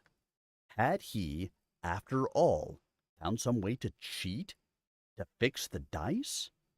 Stile doubted it. The tourney precautions were too stringent, and this was an important game with a large audience. The throws had to be legitimate. Science claimed that luck evened out in the long run. It was difficult to prove that in backgammon. Stile's situation was desperate. Yet there were ways. Stile knew how to play the backgammon specialty, and now was the time. When his position looked good, he doubled. When the citizen was clearly ahead, he doubled. But the citizen retained a general advantage, so Stile's doubling seemed foolish. Stile used the backgame to interfere with the citizen's establishment on his home board. Because most of Stile's men had been relegated to the bar, he had them in ready position to attack the citizen's men as they lined up for bearing off. This sort of situation could be a lot more volatile than many people thought. "Double," Stile said, turning the cube. "You're crazy," the citizen said, redoubling in his turn. Stile hit another blot. He needed more than this to recover a decent position, but it helped. The citizen threw double 6s. That moved his blotted man all the way from the bar to 1 space from the end. His luck was still more than sufficient to swamp whatever break Stile managed. Stile doubled again, though he was still obviously behind. The citizen, when his turn came, laughed and doubled once more. Now the cube stood at 64, its maximum. "You really want to go down big, Tyke." They were reduced to 5 men each. The rest had been borne off. The game was actually much closer than the citizen realized. Stile had already won the advantage he sought. If the game had proceeded with only Stile's first doubling, and he won by 2 men, all he would have would be 4 more points. If he lost by that same margin, however, the citizen's 4 points would put him at 100 for final victory. But now the cube stood at 64, so that a 2-man win by the citizen would give him the same victory by an unnecessary margin, while the same win by Stile would give him 128 points, at 1 stroke enough for his final victory. So he had, in effect, evened it up. Instead of being behind by 90 points, he had only to win 2 points. The citizen had been foolish to permit the doubling to go to this level. He had thrown away a major advantage.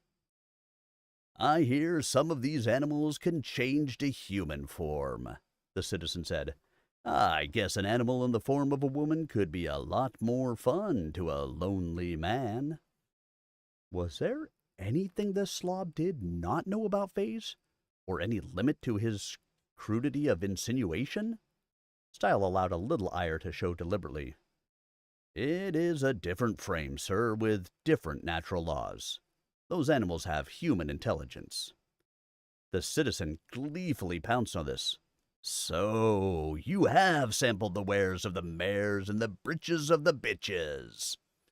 He was hardly paying attention to the backgammon game in his voyeuristic lust.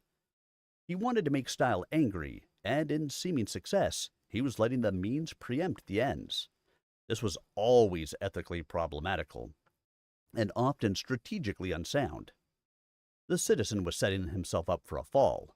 If only the luck evened out. Stile had a good roll of the dice. He hit 2 blots, and the citizen hardly noticed. "I don't see that it is any of your business, sir. No disrespect intended." "With animals!" the citizen exclaimed, smiling broadly. "You admit it!" "I don't deny it, sir," Stile said, obviously nettled. "And did they bother to change form each time?" the citizen demanded, almost drooling. He was hardly looking at the board, playing automatically and poorly. Maybe sometimes a bitch stayed in her dog form, just for the novelty? Stile wondered just what sort of bestiality lurked in the secret dreams of this nasty man. Perhaps this was a phenomenon of projection, in which a person with illicit desires projected the realization of certain acts onto others. The citizen was giving himself away without realizing it. Stile continued to parry him verbally, taking the worst of it, though he had the ability to reverse the onus at any time. He was tacitly egging the man on. Meanwhile, he exploited the rolls of the dice skillfully, and soon had gained a net advantage. The citizen could have prevented this, had he been paying similar attention. But his morbid fascination with Stile's supposed exploits with shape-changing females had done him in. By the time he became aware of the trap, it was too late. Even his amazing luck could not make up for his squandered opportunities. They entered the final stage, and both men resumed bearing off men. For once, Stile had better throws of the dice, and finished 2 men ahead. It took a moment for the citizen to absorb the significance. He was so far ahead, he knew subjectively that it would take a prohibitively massive turn of fortune to deprive him of victory. No such turn had occurred. Now his eyes fixed on the number 64 at the top of the doubling cube, and he saw that this narrow margin of 2 pieces had at one stroke washed him out of the tourney. "You must visit Phaze some day, sir," Stile said brightly. "I know just the bitch for you."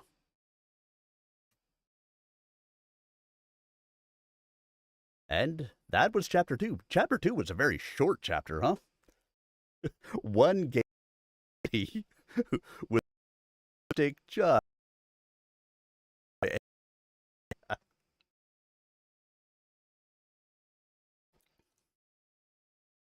But hey, the world takes all kinds. I was only going to do 2 chapters tonight, but with a 25-minute chapter, I can't stop there. We are way too short into this. So, looks like we're getting another one going. So now, Clef is a foreordained. Stile is moving on to his final opponent in the tourney. There are now 2 of them left, one with no losses, Stile with 1. So let's jump into Chapter 3.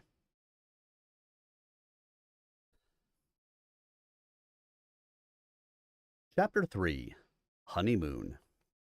Stile crossed the curtain at the usual place, emerging from the food servicing hall to the deep forest of Phaze. In a moment, a unicorn trotted up, but it wasn't Nasa. This one was slightly larger, male, and his coat was deep dark blue, except for the 2 red socks on his hind feet. "Clip!" Stile exclaimed, surprised. "I expected—" The unicorn metamorphosed into a young man, garbed in blue shirt, furry trousers, red socks, floppy hat, gloves, and boots. His resemblance to the unicorn was clear to anyone conversant with the forms.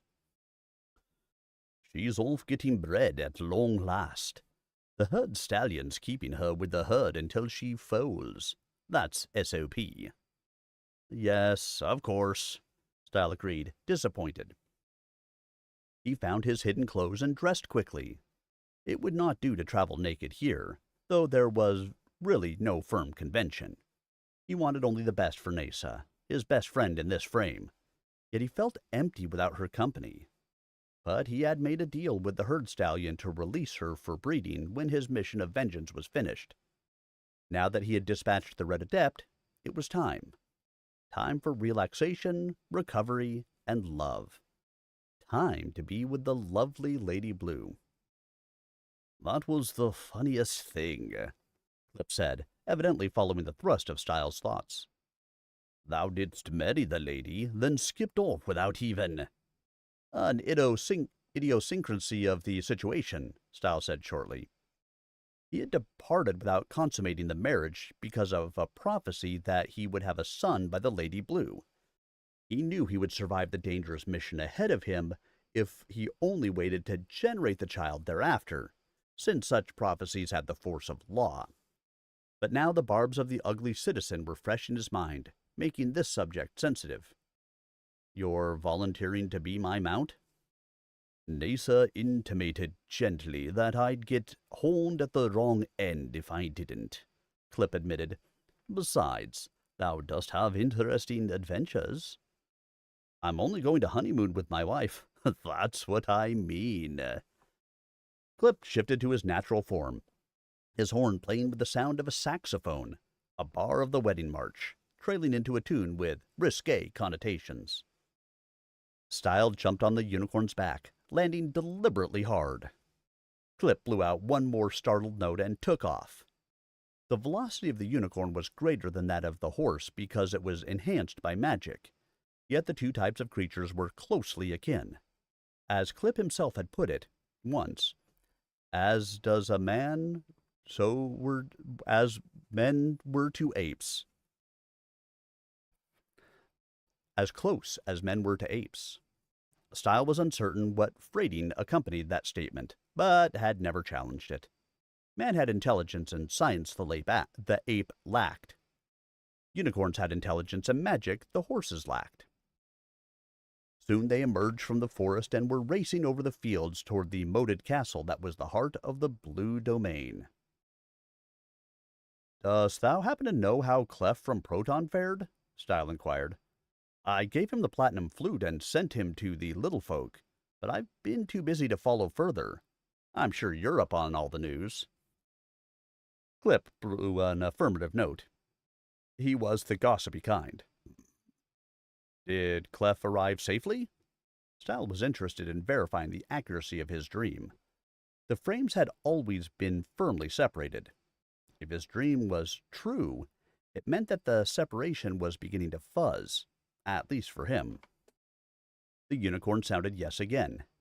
His sax horn was more mellow than Nasa's harmonica horn, though less clever on trills.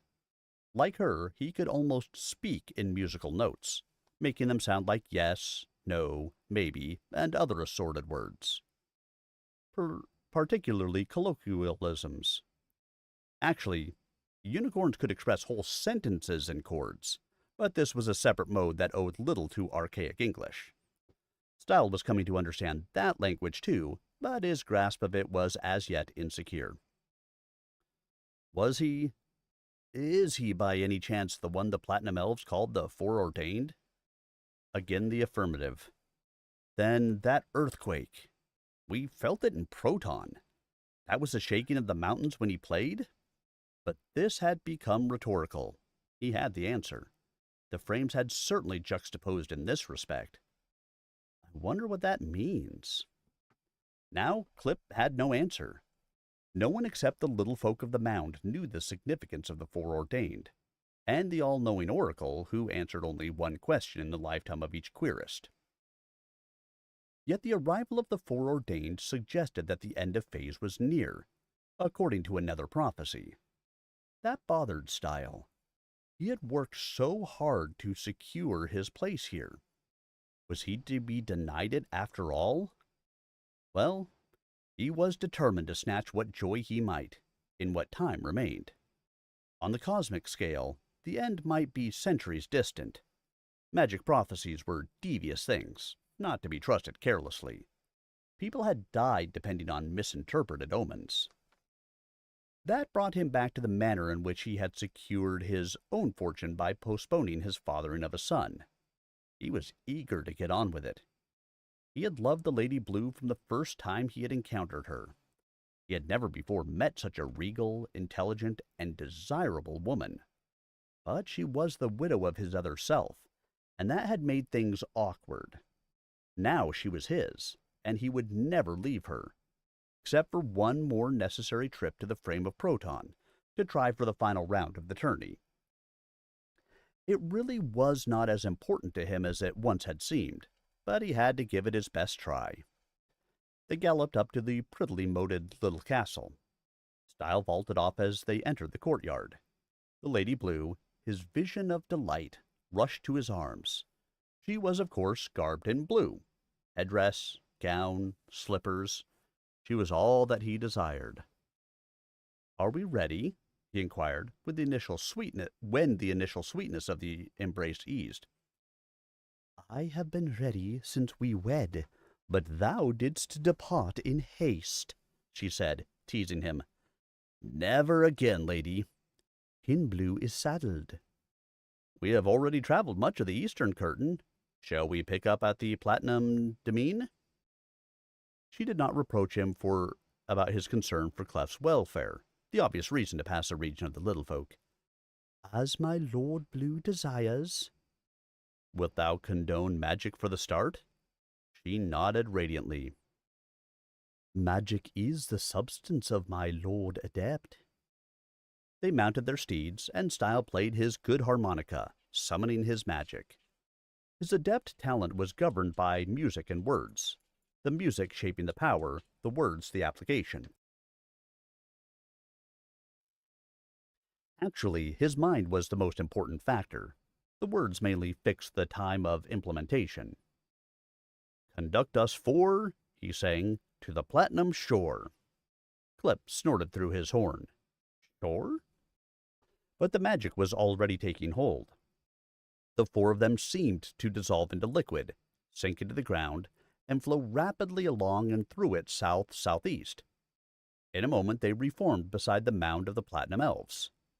There was the fresh cairn of Cyril Ryan, the werebitch, exactly as his vision dream had shown it. "Anything I visualize as a shore is a shore," Stile explained. "There does not have to be water."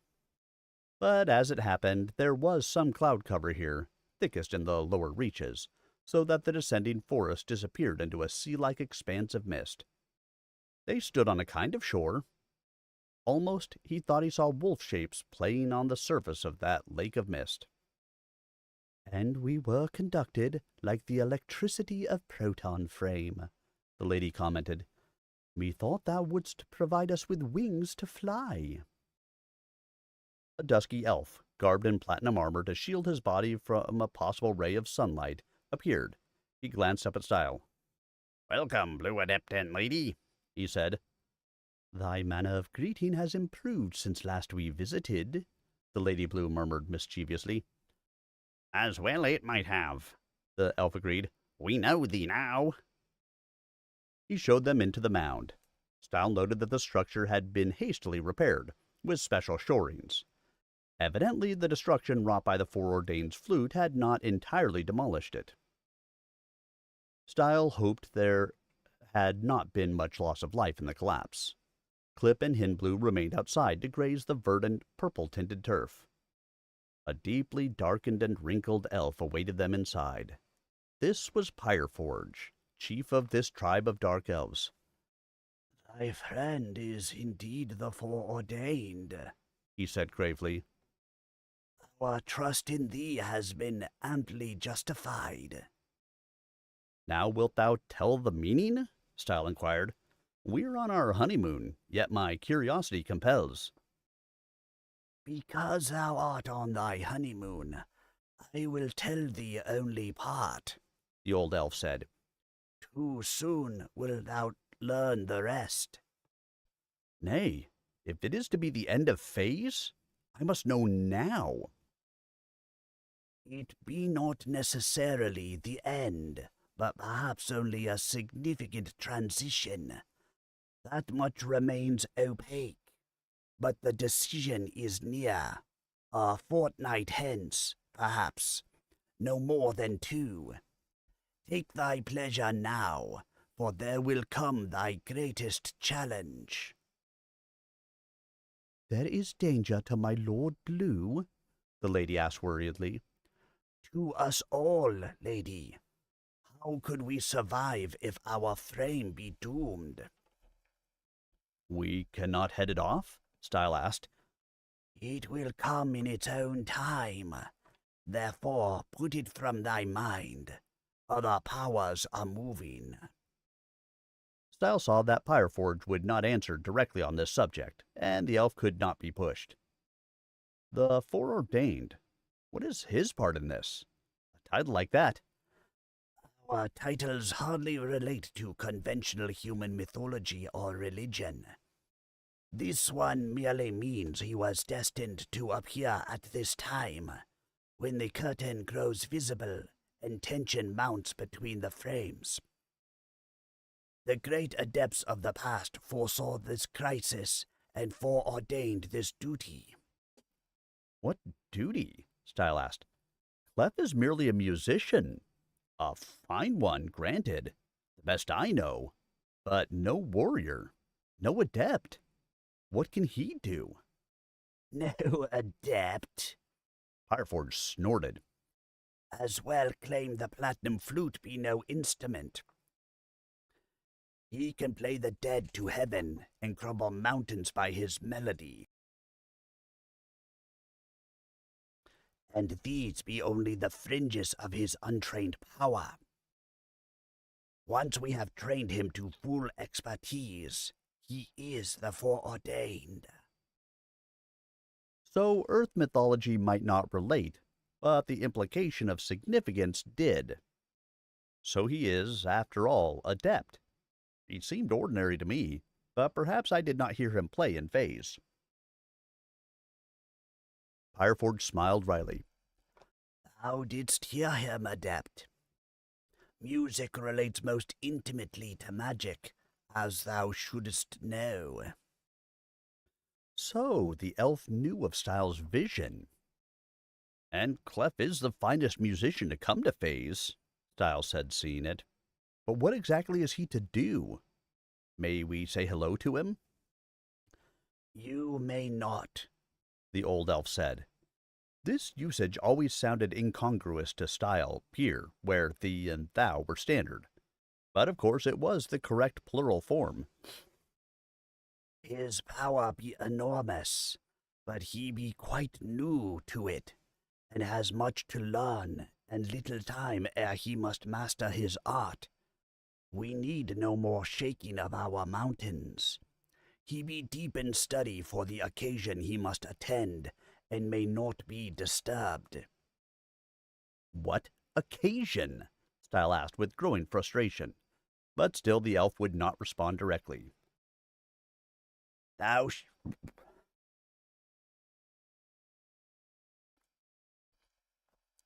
shalt meet him when it be time, Lord Blue, and all will be clarified.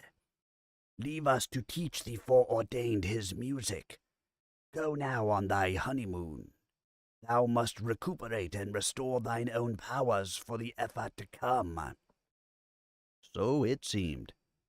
They were teaching Clef music? This was either humor or amazing vanity. Disgruntled, Stile thanked the diminutive, wrinkled elf and departed.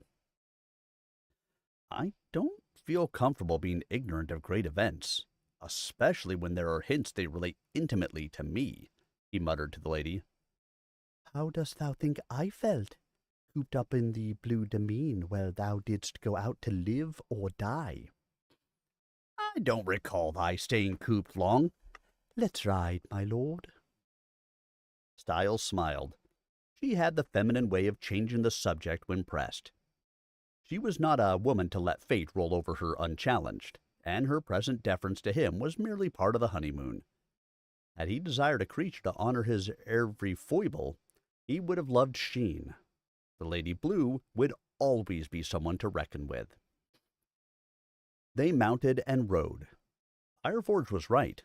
The curtain was brighter now, faintly scintillating as it angled across the slopes of the purple mountains. It followed the contours of the terrain in its fashion. The curtain extended vertically until it became too faint for them to see, and evidently continued below the ground similarly. As the land fell away, it exposed more of the curtain. There was no gap. The curtain was continuous. That was what intrigued Stile, that ubiquitous transition between frames. The landscapes of Proton and Phaze were identical, except that Proton was a barren, polluted world where science was operative, while Phaze was a fresh, verdant world of magic. Only those people who lacked alternate selves in the other frame could cross between them. No one seemed to know how or why the curtain was there, or what its mode of operation was. It just served as the transition between frames, responsive to a wish from one side, a spell from the other.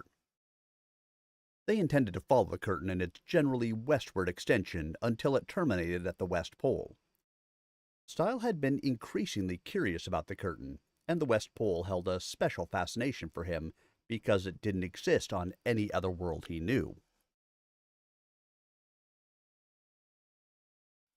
Now he had an excuse to satisfy both interests by making them part of his honeymoon. As the Blue Adept, he was one of the most powerful magicians in Phaze. Riding a unicorn, he missed NASA.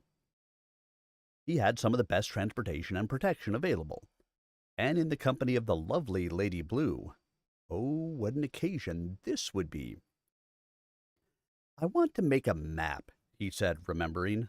"A map of Phaze, as I know it now and as I will discover it, and of the curtain and all its curvatures." "The curtain is straight," the lady said. "Straight? It meanders all over the frame."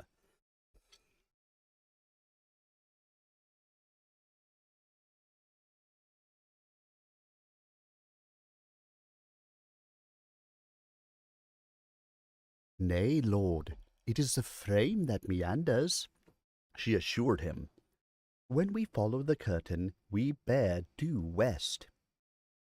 Stile decided not to argue. After all, she was his new bride, and she was heart-throbbingly delightful, and an argument at this time would be awkward.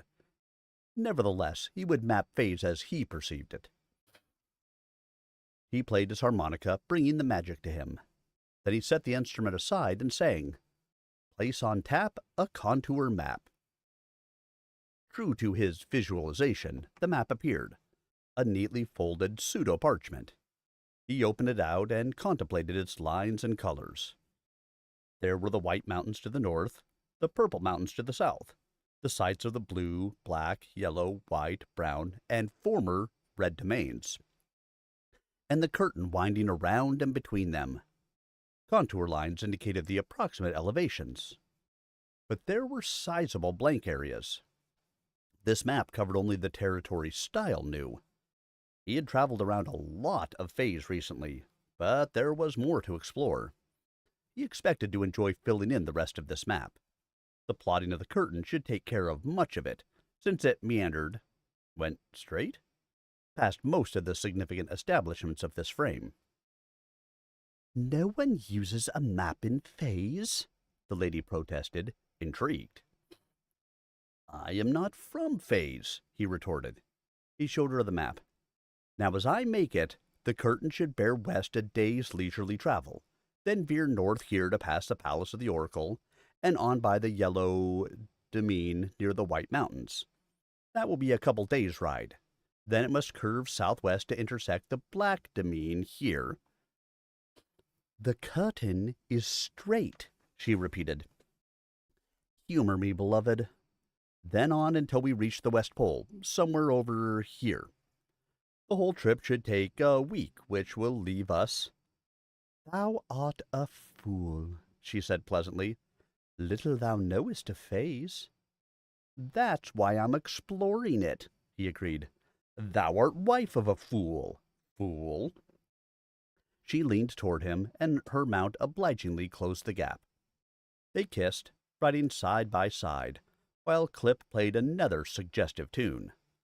Stile gave the unicorn a sharp little kick in the flank with his left heel. Clip emitted a blast of musical laughter with an undertone of Bronx cheer, and flicked his tail across Stile's back in the familiar fly-swatting gesture. "Now let's move," Stile said as the kiss ended. The two steeds broke into a canter, following the curtain down the hill, through a valley, and up a wooded slope. Stile loved riding. It was the thing he did best. The lady paralleled him, balancing smoothly, her hair flying out in a golden splay. She, too, was a fine rider, and she had a fine steed, though no horse could match a unicorn in full exertion. Stile probably could have borrowed another unicorn from the herd, but there had been no point. This was not a dangerous mission, but a gentle romance. In Blue was a very good mare, the offspring of the Blue Stallion and the Hinny, the best equine heritage in Phaze. Stile remained sorry his friend Nasa was not here to share the trip with him, but realized that Nasa might be jealous of the Lady Blue, with some reason. Maybe Nasa's breeding had been mostly a pretext to separate herself from this excursion. Well, Clip was good, if spirited company. Time passed. The curtain veered to the south, forcing them to cross over the height of the Purple Range, rather than at any natural pass. Their steeds slowed to a walk, and the air became chill. There was no snow here, but the vegetation turned bluish as if from cold, and then full purple. That was what gave the range its color, of course. He should have known. Finally, Stile cast a spell to make them warm, himself and the lady and the two animals, so that no one would have to overexert to maintain body heat. Then, on the steep downslope, he cast another spell to enable them all to float through the air, resting. A harpy popped out of a hole in a cliff, saw the two equines with their riders, all drifting blithely in midair, and popped hastily back into her hole. "Just as well," the Lady Blue remarked. "That creature's scratch is poisonous, and they oft resent intrusion into their demesne." Clip snorted. Unicorns were invulnerable to most magic and had no fear of harpies. Stile, remembering how the werebitch Cheryl Ryan had died, knew that if the harpy had attacked, he would have reacted with ferocity perhaps unbecoming to this occasion. Then they passed the cliffside nest of a griffin. 3 cubs poked their beaks up to peer at the weird procession. In the distance there was a bird-like scream of an adult, probably the mother, aware that her babies were being disturbed. A griffin was a fighting animal, almost as fierce as a dragon. Unicorns did not normally seek combat with this species. Stile, of course, could handle it, but he elected to hasten their descent, getting well away from the nest before the mother griffin appeared. Why seek trouble? At the southern foot of the range, an extensive plain commenced. Evening was approaching, and in the slanting sunlight they saw shapes in the sky like grotesque birds. "Dragons," the Lady Blue murmured. "This is dragon country." "If any come for us, we'll simply step across the curtain," Stile said. Again, it was easier to avoid than to fight. He had no desire to waste magic or to prove his power. A unicorn, a werewolf, or a vampire could change forms as often as it wished, because that was inherent in such creatures' nature, while Stile could use a particular spell only once. When he had to, he could accomplish more by magic than any other creature and could change one creature to another, but eventually he would run out of new spells. Magic was best saved for true emergencies. "What of Hin Blue?" the lady asked. Yes. Maybe she can cross the curtain too. She could not survive in Proton frame. There's no good air there, no grazing." "And what of thine own mount?" "Have no fear for me, lady," Clip said, changing to man form. "As a hawk I can escape, but I cannot cross the curtain. In Proton I would be reduced to but a horse, and unable to cross back." "Then I will use magic if the need arises," Stile decided. "My lord, there is no time like the present," the lady said, for a shape was winging toward them. Stile had made up and memorized a number of spells, including some dragon restraints. In this case, he would simply cause the dragon to forget it had seen anything interesting here. But as the creature flew closer, Stile squinted at it. This was a peculiar dragon. The wings were wrong. The tail, the head. "Why, that's no dragon," the lady said. Clip snapped his fingers. "That's a thunderbird. I didn't know there were any left in these parts." "I don't have a specific spell for thunderbirds," Stile said dubiously. "I'll have to go to a general one." "No need," the lady said. The bird is full of sound and fury. The creature swooped close, its wings spreading hugely, then sweeping together in a deafening clap of thunder. Signifying rain, Flip finished, as the drenched pour commenced. Hastily, Stile spelled into existence a large tent, already set up and guide. The rain beat down on its canvas so heavily that he had to spell additional supports. Water seeped under the edges, and fog drifted through, coating them with condensation. A little frog appeared and croaked contentedly. The other three were with him, but soon Clip returned to unicorn form and moved outside to graze. The rain did not bother his equine form very much. Blue followed him out. Grazing was always worthwhile, and the dragons would avoid this storm. That left the Lady Blue. Stile turned to her. I had thought of sunshine and sweet music for this occasion. Still, desist thy stalling, she said, and opened her arms. Thereafter, the storm disappeared from his consciousness. It was a long, ecstatic night. In the morning, he woke in a fine bed of hay and feathers, so concluded he must have done some incidental conjuring, but none of that remained in his memory. He had only his awareness of the Lady Blue, his woman at last. There was a neat pile of assorted fruits at the tent entrance. Clip had evidently scouted around in the night and harvested what he thought was appropriate. At the top of the mound was passion fruit, and below were apples, cherries, and bananas. Symbolistic humor of the equine kind. They had an excellent meal. They resumed their ride. Flip had the sense not to play any more ribald melodies on his sax horn, but on occasion he could not quite contain a faint musical snigger. The curtain wandered back up the slope of the mountains, having no regard for the convenience of travelers, as well it might not. Stile's party was probably the first to make this particular trek. Here on the southern side, flowers of many colors abounded, and the bushes and trees were highly varied. Birds flitted, and squirrels and rabbits scurried.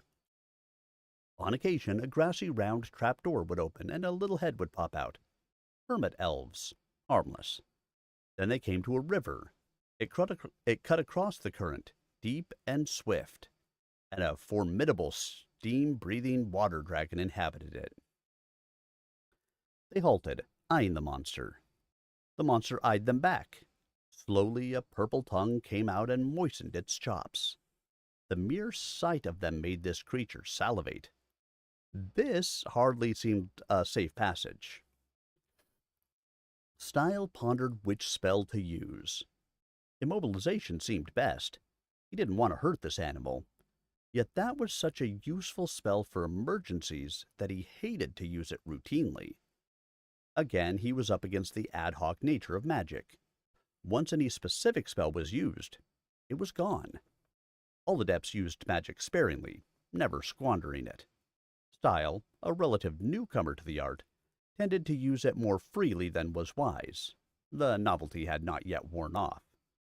Until recently, there had been so many challenges to his well-being that he had hardly worried about wasting spells. What use to save them for a non-existent future? Now he was a fairly secure, married man, becoming daily more conservative. So he pondered, was there any mundane way to pass by this dragon? The creature was limited to the water, having flippers in lieu of wings and frog's feet. This was, after all, a very restricted threat. Again, the lady's thoughts were parallel to his own. She had an uncanny insight into his mind, perhaps because she had had much longer experience with him than he had had with her. Odd as that might seem in any other frame than this. He had, in fact, been momentarily dismayed during the night by her almost too ready anticipation of his desires. None of this was really new to her. It would be a long trek around the river, methinks, for the dragon would pace us. Clip could change to hawk form and fly safely across, but Blue has no such magic. This becomes a challenge, Stile said. For most of my life I existed without the benefit of magic. A year ago, I would have found a way across without sorcery. I should be able to do it now. Though it take but a fortnight, she murmured, smiling. The curtain, Stile began, but cut that off. He kept forgetting Hinblue. Put my steed not through that torture gratuitously, the lady agreed. Clip changed to man form. That will be all day on this. I can get us across now. Oh? Stile asked, not entirely pleased. How? By decoying this dragon downstream while the three of you swim. The average dragon is not smart enough for that ruse. Of course. Simplicity itself. Thou art smarter than I today, Stile said ruefully. Naturally, I'm a unicorn, Clip said generously. I did not dissipate my strength all night in pointless heroics. He changed back to his usual form and snorted insultingly at the dragon, adding an obnoxious gesture with his horn. Unicorns could convey considerable freighting in this matter. The dragon oriented on him, steam pressure building up, measuring the distance it might strike.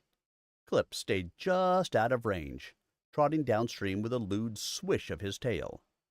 He played a few bars of music, and Stile could just about make out the words. The worms crawl in, the worms crawl out. Dragons were the monarchs of the kingdom of worms and were sensitive to such disparaging references. This dragon followed Clip briskly, hoping the unicorn would stray just within range of fang or steam.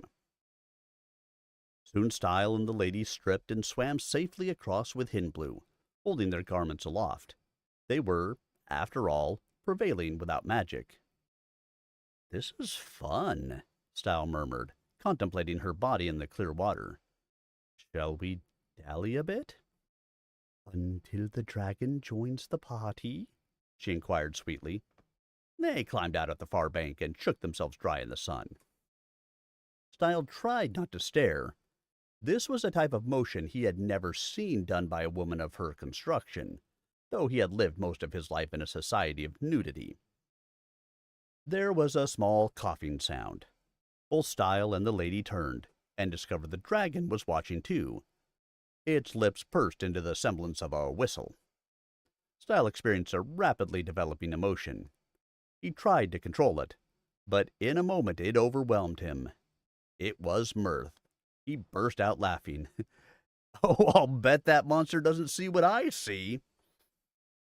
The lady looked down at herself, frowning. It doesn't. It sees the most delicious morsel in 2 frames. I see. Never mind what thou seest, she said with mock severity. I take thy meaning. She was neither self-conscious nor angry. She had one of the finest bodies in the frame, and knew it. A hawk arrived, swooping low and converting to unicorn form. Clip was ready to resume the journey. Soon the curtain veered north, crossing the mountain range again. Fortunately, this occurred at a natural pass, so they were able to get past expeditiously. They emerged into the rolling countryside that was the main grazing range of the unicorns. Now progress was swift, but the distance was long. They were not yet near the oracle's palace before night overtook and forced another halt. Again the animals grazed, and Stile was about to conjure another tent when the lady stayed him. Expend not thy magic superfluously, my lord. Tonight the open sky suffices for us. If that is what thou dost desire, that is what thou shalt have, he agreed. He gathered straw and moss to fashion a bed, and they lay down side by side and looked up at the moons. Oh, see! The blue moon rises, she cried, squeezing his hand. Our moon, he agreed. This was sheer delight, being with her, sharing her incidental pleasures. Oh, play, my lord, play, she begged. Obediently, Stile found his harmonica and brought it to his mouth. But something stayed him, an ominous, though not unpleasant feeling. He concentrated and placed it. It was not far from here that I first found this instrument, or thought I found it. Here in the open, riding with Nasa. I conjured it without knowing. It is all that remains of my former lord, she said. His music and power have since found lodging in thee. Great was my grief at his loss, yet greater is my joy in thee. Still, it bothers me how he died. Surely he could have saved himself had he tried. She stiffened. I told thee how the demon amulet choked him, so that he could make neither music nor spell. Aye, but was not this harmonica always with him? Always, but he could not play it either if— And the golem did not remove it. Nay, it was gone ere the golem came. Then how did it get out here in the fields for me to conjure? Or, if it were not here, how did it get wherever it hid? It remained not at the Blue Demesne. True, she agreed thoughtfully. Long and long I searched for it, but it was not with his body. Which is strange, Stile said. He might have conjured it away from him in the instant he knew he would die, but why then did he not use his magic to protect himself? And why did he deny thee the inheritance of his prized possession? Such malice was not his nature, I am sure. Or Stile himself would not have done that, not without excellent reason. He could not have conjured it, she said, disturbed. Then he must have placed it in the field, or hidden it elsewhere before he died. And that suggests that he knew he was slated to die, she exclaimed, shocked. He deprived himself of his most valued possession. But even without it, no one could have lulled him were he on guard. Unless he intended to permit it, Stile said. Her shock turned to horror. No, nothing I did, no will of mine should have caused him. Of course not, Stile said quickly. He wouldn't have never done it because of thee. Then what is thy import? That perhaps he knew something, perceived an omen that caused him to accept what was coming.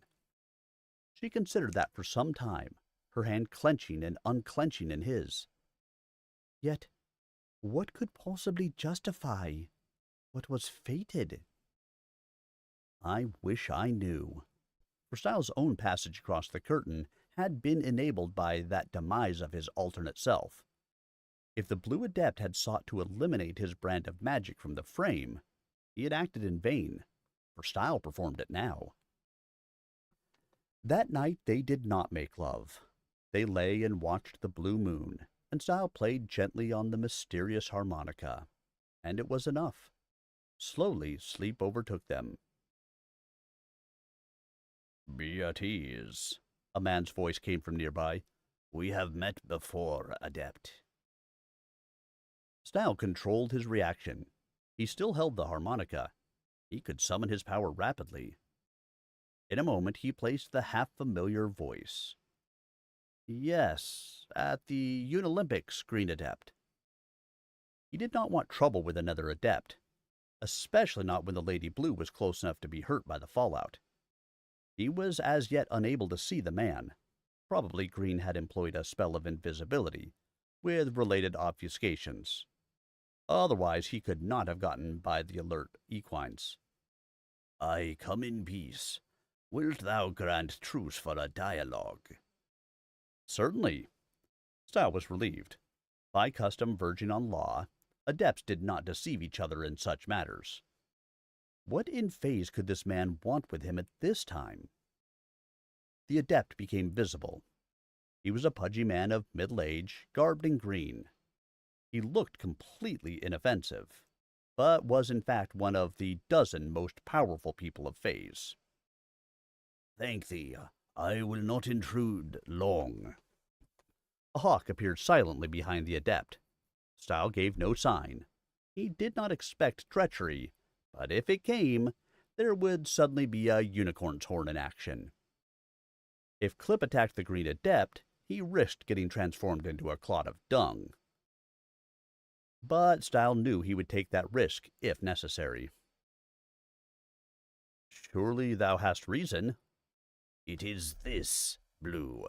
My sources give thee warning. Go not to the West Pole. Great mischief lies there." "There is no mischief there," the Lady Blue protested. "It is a sacred place, under truce like the palace of the Oracle." "Dost thou think no mischief lies with the Oracle?" Stile chuckled. "Excellent point, Green. But the lady and I are on our honeymoon, and our excursion to the West Pole has private significance. Canst thou be more explicit?" "Why shouldst thou care if mischief comes to a rival adept?" the lady demanded. "Thou did evince no concern, Green, when the life of Blue hung in peril before." That was an understatement. No other adept had lifted a finger or made a spell, either to warn or to assist the Blue Adept in his severe crisis that had left 2 adepts dead.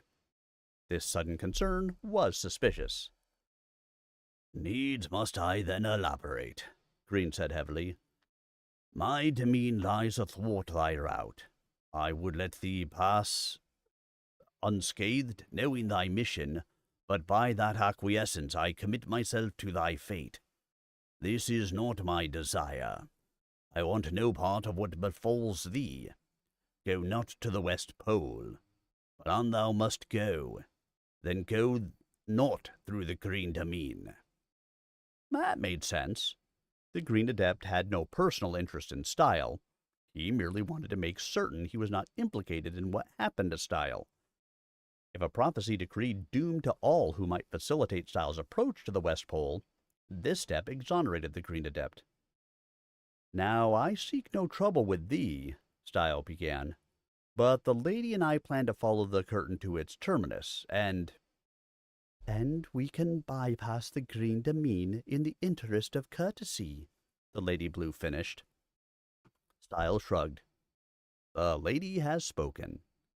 Set out warners at thy boundaries, and we shall there detour." "I shall," Green agreed. "Since thou dost humour my preference, I offer one final word. My sources suggest that if thou dost go to the West Pole, thou wilt suffer grievously in the short term, and in the moderate term will incur the enmity of the most powerful forces of the frame. I urge thee once more to give up this quest. There are other suitors for the honeymoon. Themselves be opened to thee, shouldst thou care to tarry there instead." "I thank thee for thy advice," Stile said. "Yet it seems the end of Phaze draws nigh, and powerful forces already dispose themselves in readiness. The foreordained has appeared. What is fated is fated, and I am ready, if not eager, to play my part." "As thou dost choose." The Green Adept made a signal with the fingers of his left hand and disappeared. "I mislike these omens," the lady said. "Methought our troubles were over." "Loose ends remain, it seems. I had hoped we could let them be for at least this fortnight." "Surely we can," she agreed, opening her arms to him. The hawk flew quietly away. The weapon of the unicorn had not, after all, been needed. Next day they resumed the ride north. Stile made a small spell to enhance Hinblue's velocity and let Clip run at full speed. They fairly flew across the rolling terrain. Fire jetted from the unicorn's nostrils, and his hooves grew hot enough to throw sparks. Unicorns, being magic, did not sweat. They ejected surplus heat at the extremities. After a time they slowed. Stile brought out his harmonica and played. Clip accompanied him on his saxophone, voiced horn, and the lady sang. The magic closed about them, seeming to thicken the air, but it had no force without Stile's verbal invocation. "We can camp the night at the Yellow Demesne," Stile said. "The curtain clips a corner of—" "By no means," the lady snapped, and Clip snorted. Stile remembered. She didn't like other adepts, and Yellow liked to liked to take a potion to convert herself from an old crone to a luscious young maid, without otherwise changing her nature. Also, her business with the snaring and selling of animals, including unicorns. Stile had traded magical favors with Yellow in the past and had come to respect her, but he could understand why his wife and steed preferred not to socialize. Anything for thee, he agreed.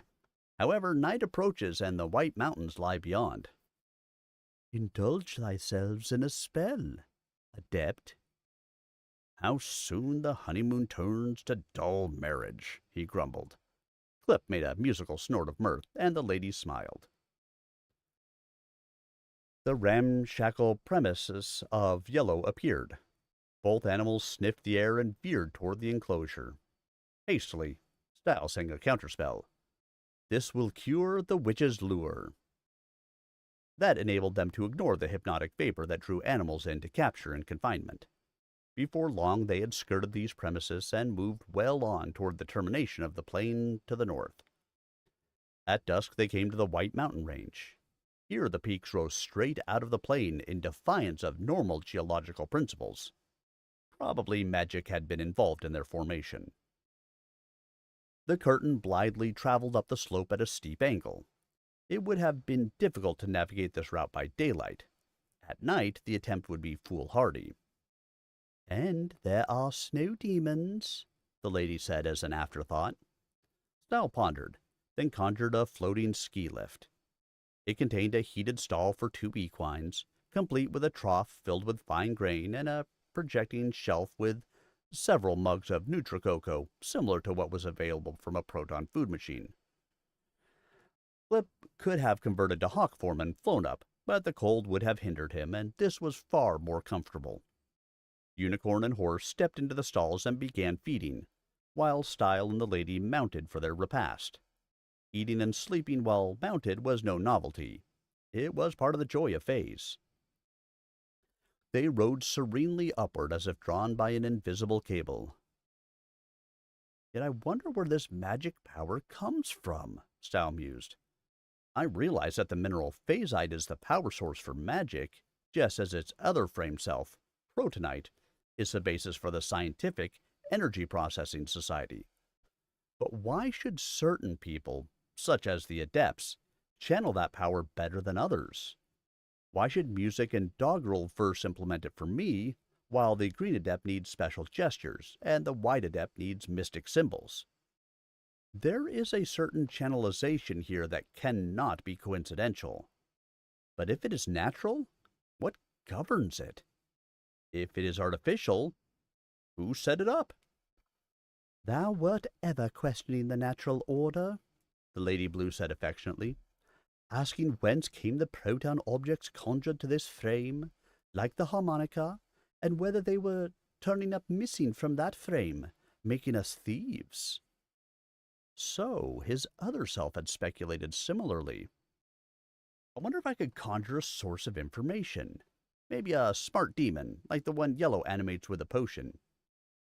Conjure not demons, lest they turn on thee, she warned, and Clip gave an affirmative blast on his horn.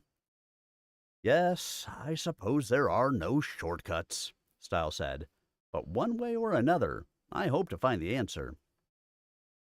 Mayhap that is why mischief lurks for thee at the West Pole, the lady said, not facetiously. Thou canst not let things rest any more in this self than in thine other. That was quite possible, he thought. It was likely to be the curious child with a screwdriver who poked into a power outlet and got zapped, while the passive child escaped harm. But man was a curious creature, and that insatiable appetite for knowledge had led him to civilization and the stars. Progress had its dangers, yet was necessary.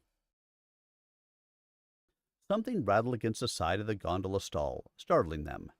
Clip shifted instantly to hawk form, dropping Stile so suddenly to the floor that he stumbled face first into the food trough as if piggishly hungry.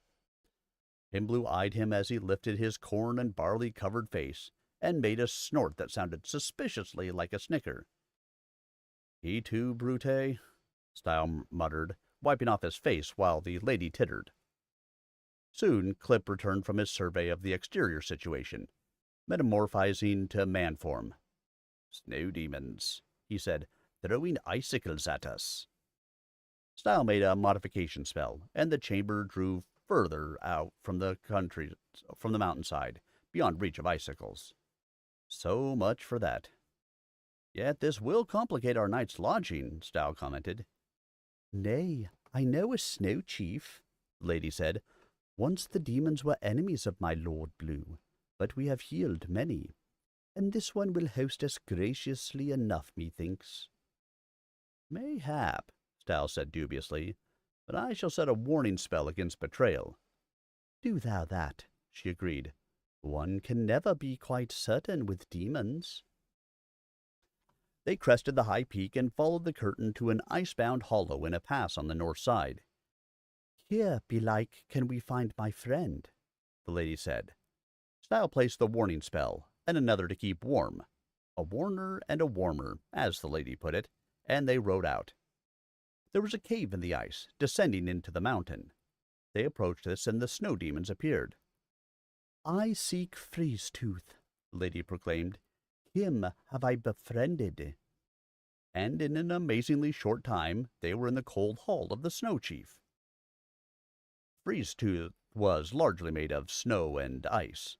His skin was translucent, and his hair and beard were masked tiny icicles. Freezing fog wafted out of his mouth as he spoke, but he was affable enough. Unlike most of his kind, he could talk. It seemed that most demons did not regard the human tongue as important enough to master, but a chief had to handle affairs of state and interrogate prisoners. "Welcome, warm ones," he said with a trace of delicately suppressed aversion. "What favor do you offer for the privilege of knighting at my glorious palace?" Glorious palace? Stile glanced about the drear, ice-shrouded cave. It was literally freezing here, otherwise the snow demons would melt.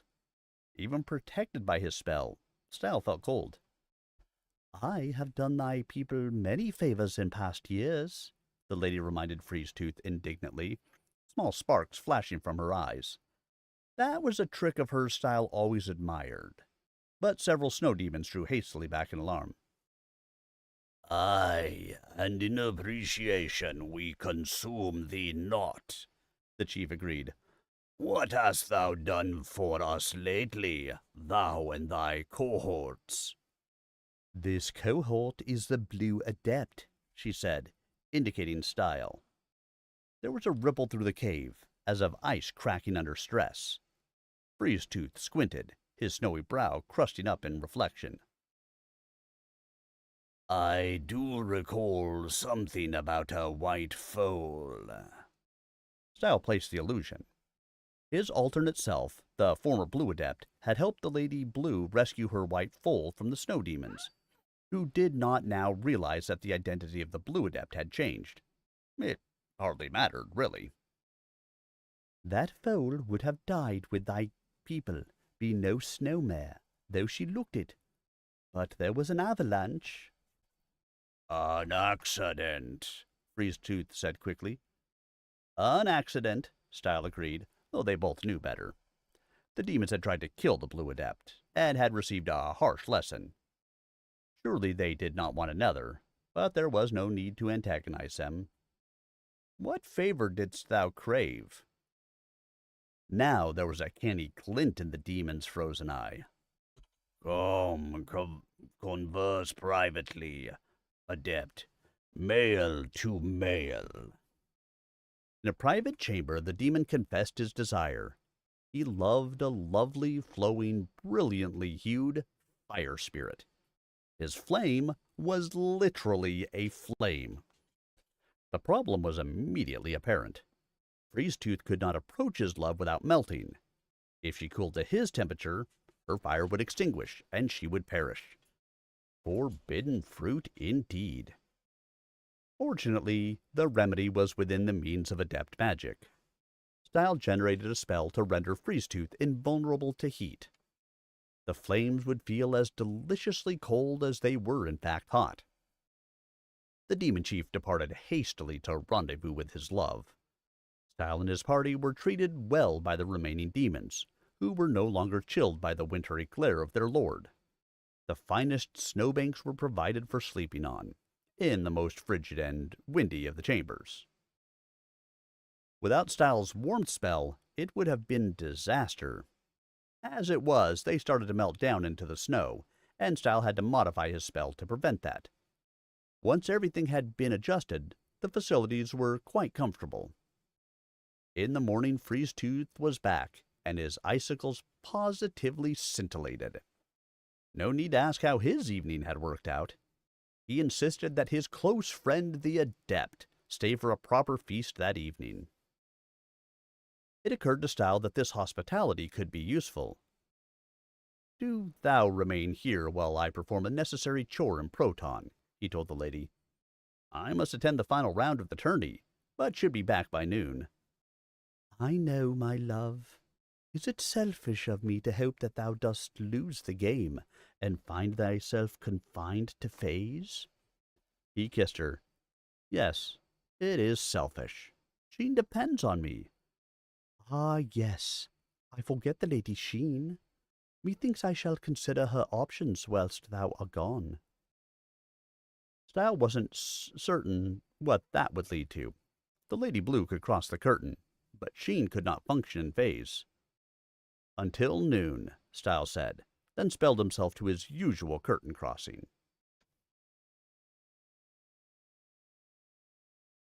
All right, everybody, we made it through 3 chapters this evening. And now we'll be coming back for Stile's final opponent in the tourney.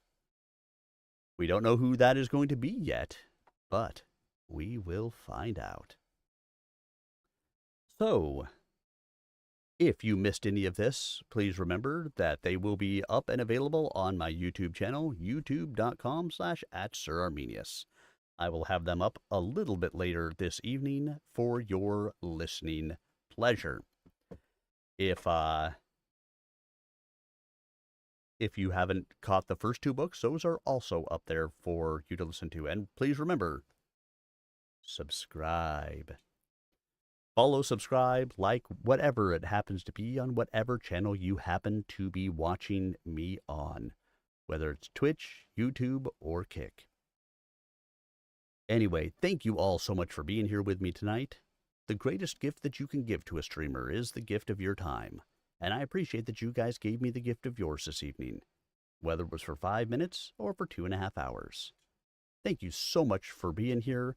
I will be back on Tuesday, where we will continue from Chapter 4 in Juxtaposition, Book 3 of the Apprentice Adept series.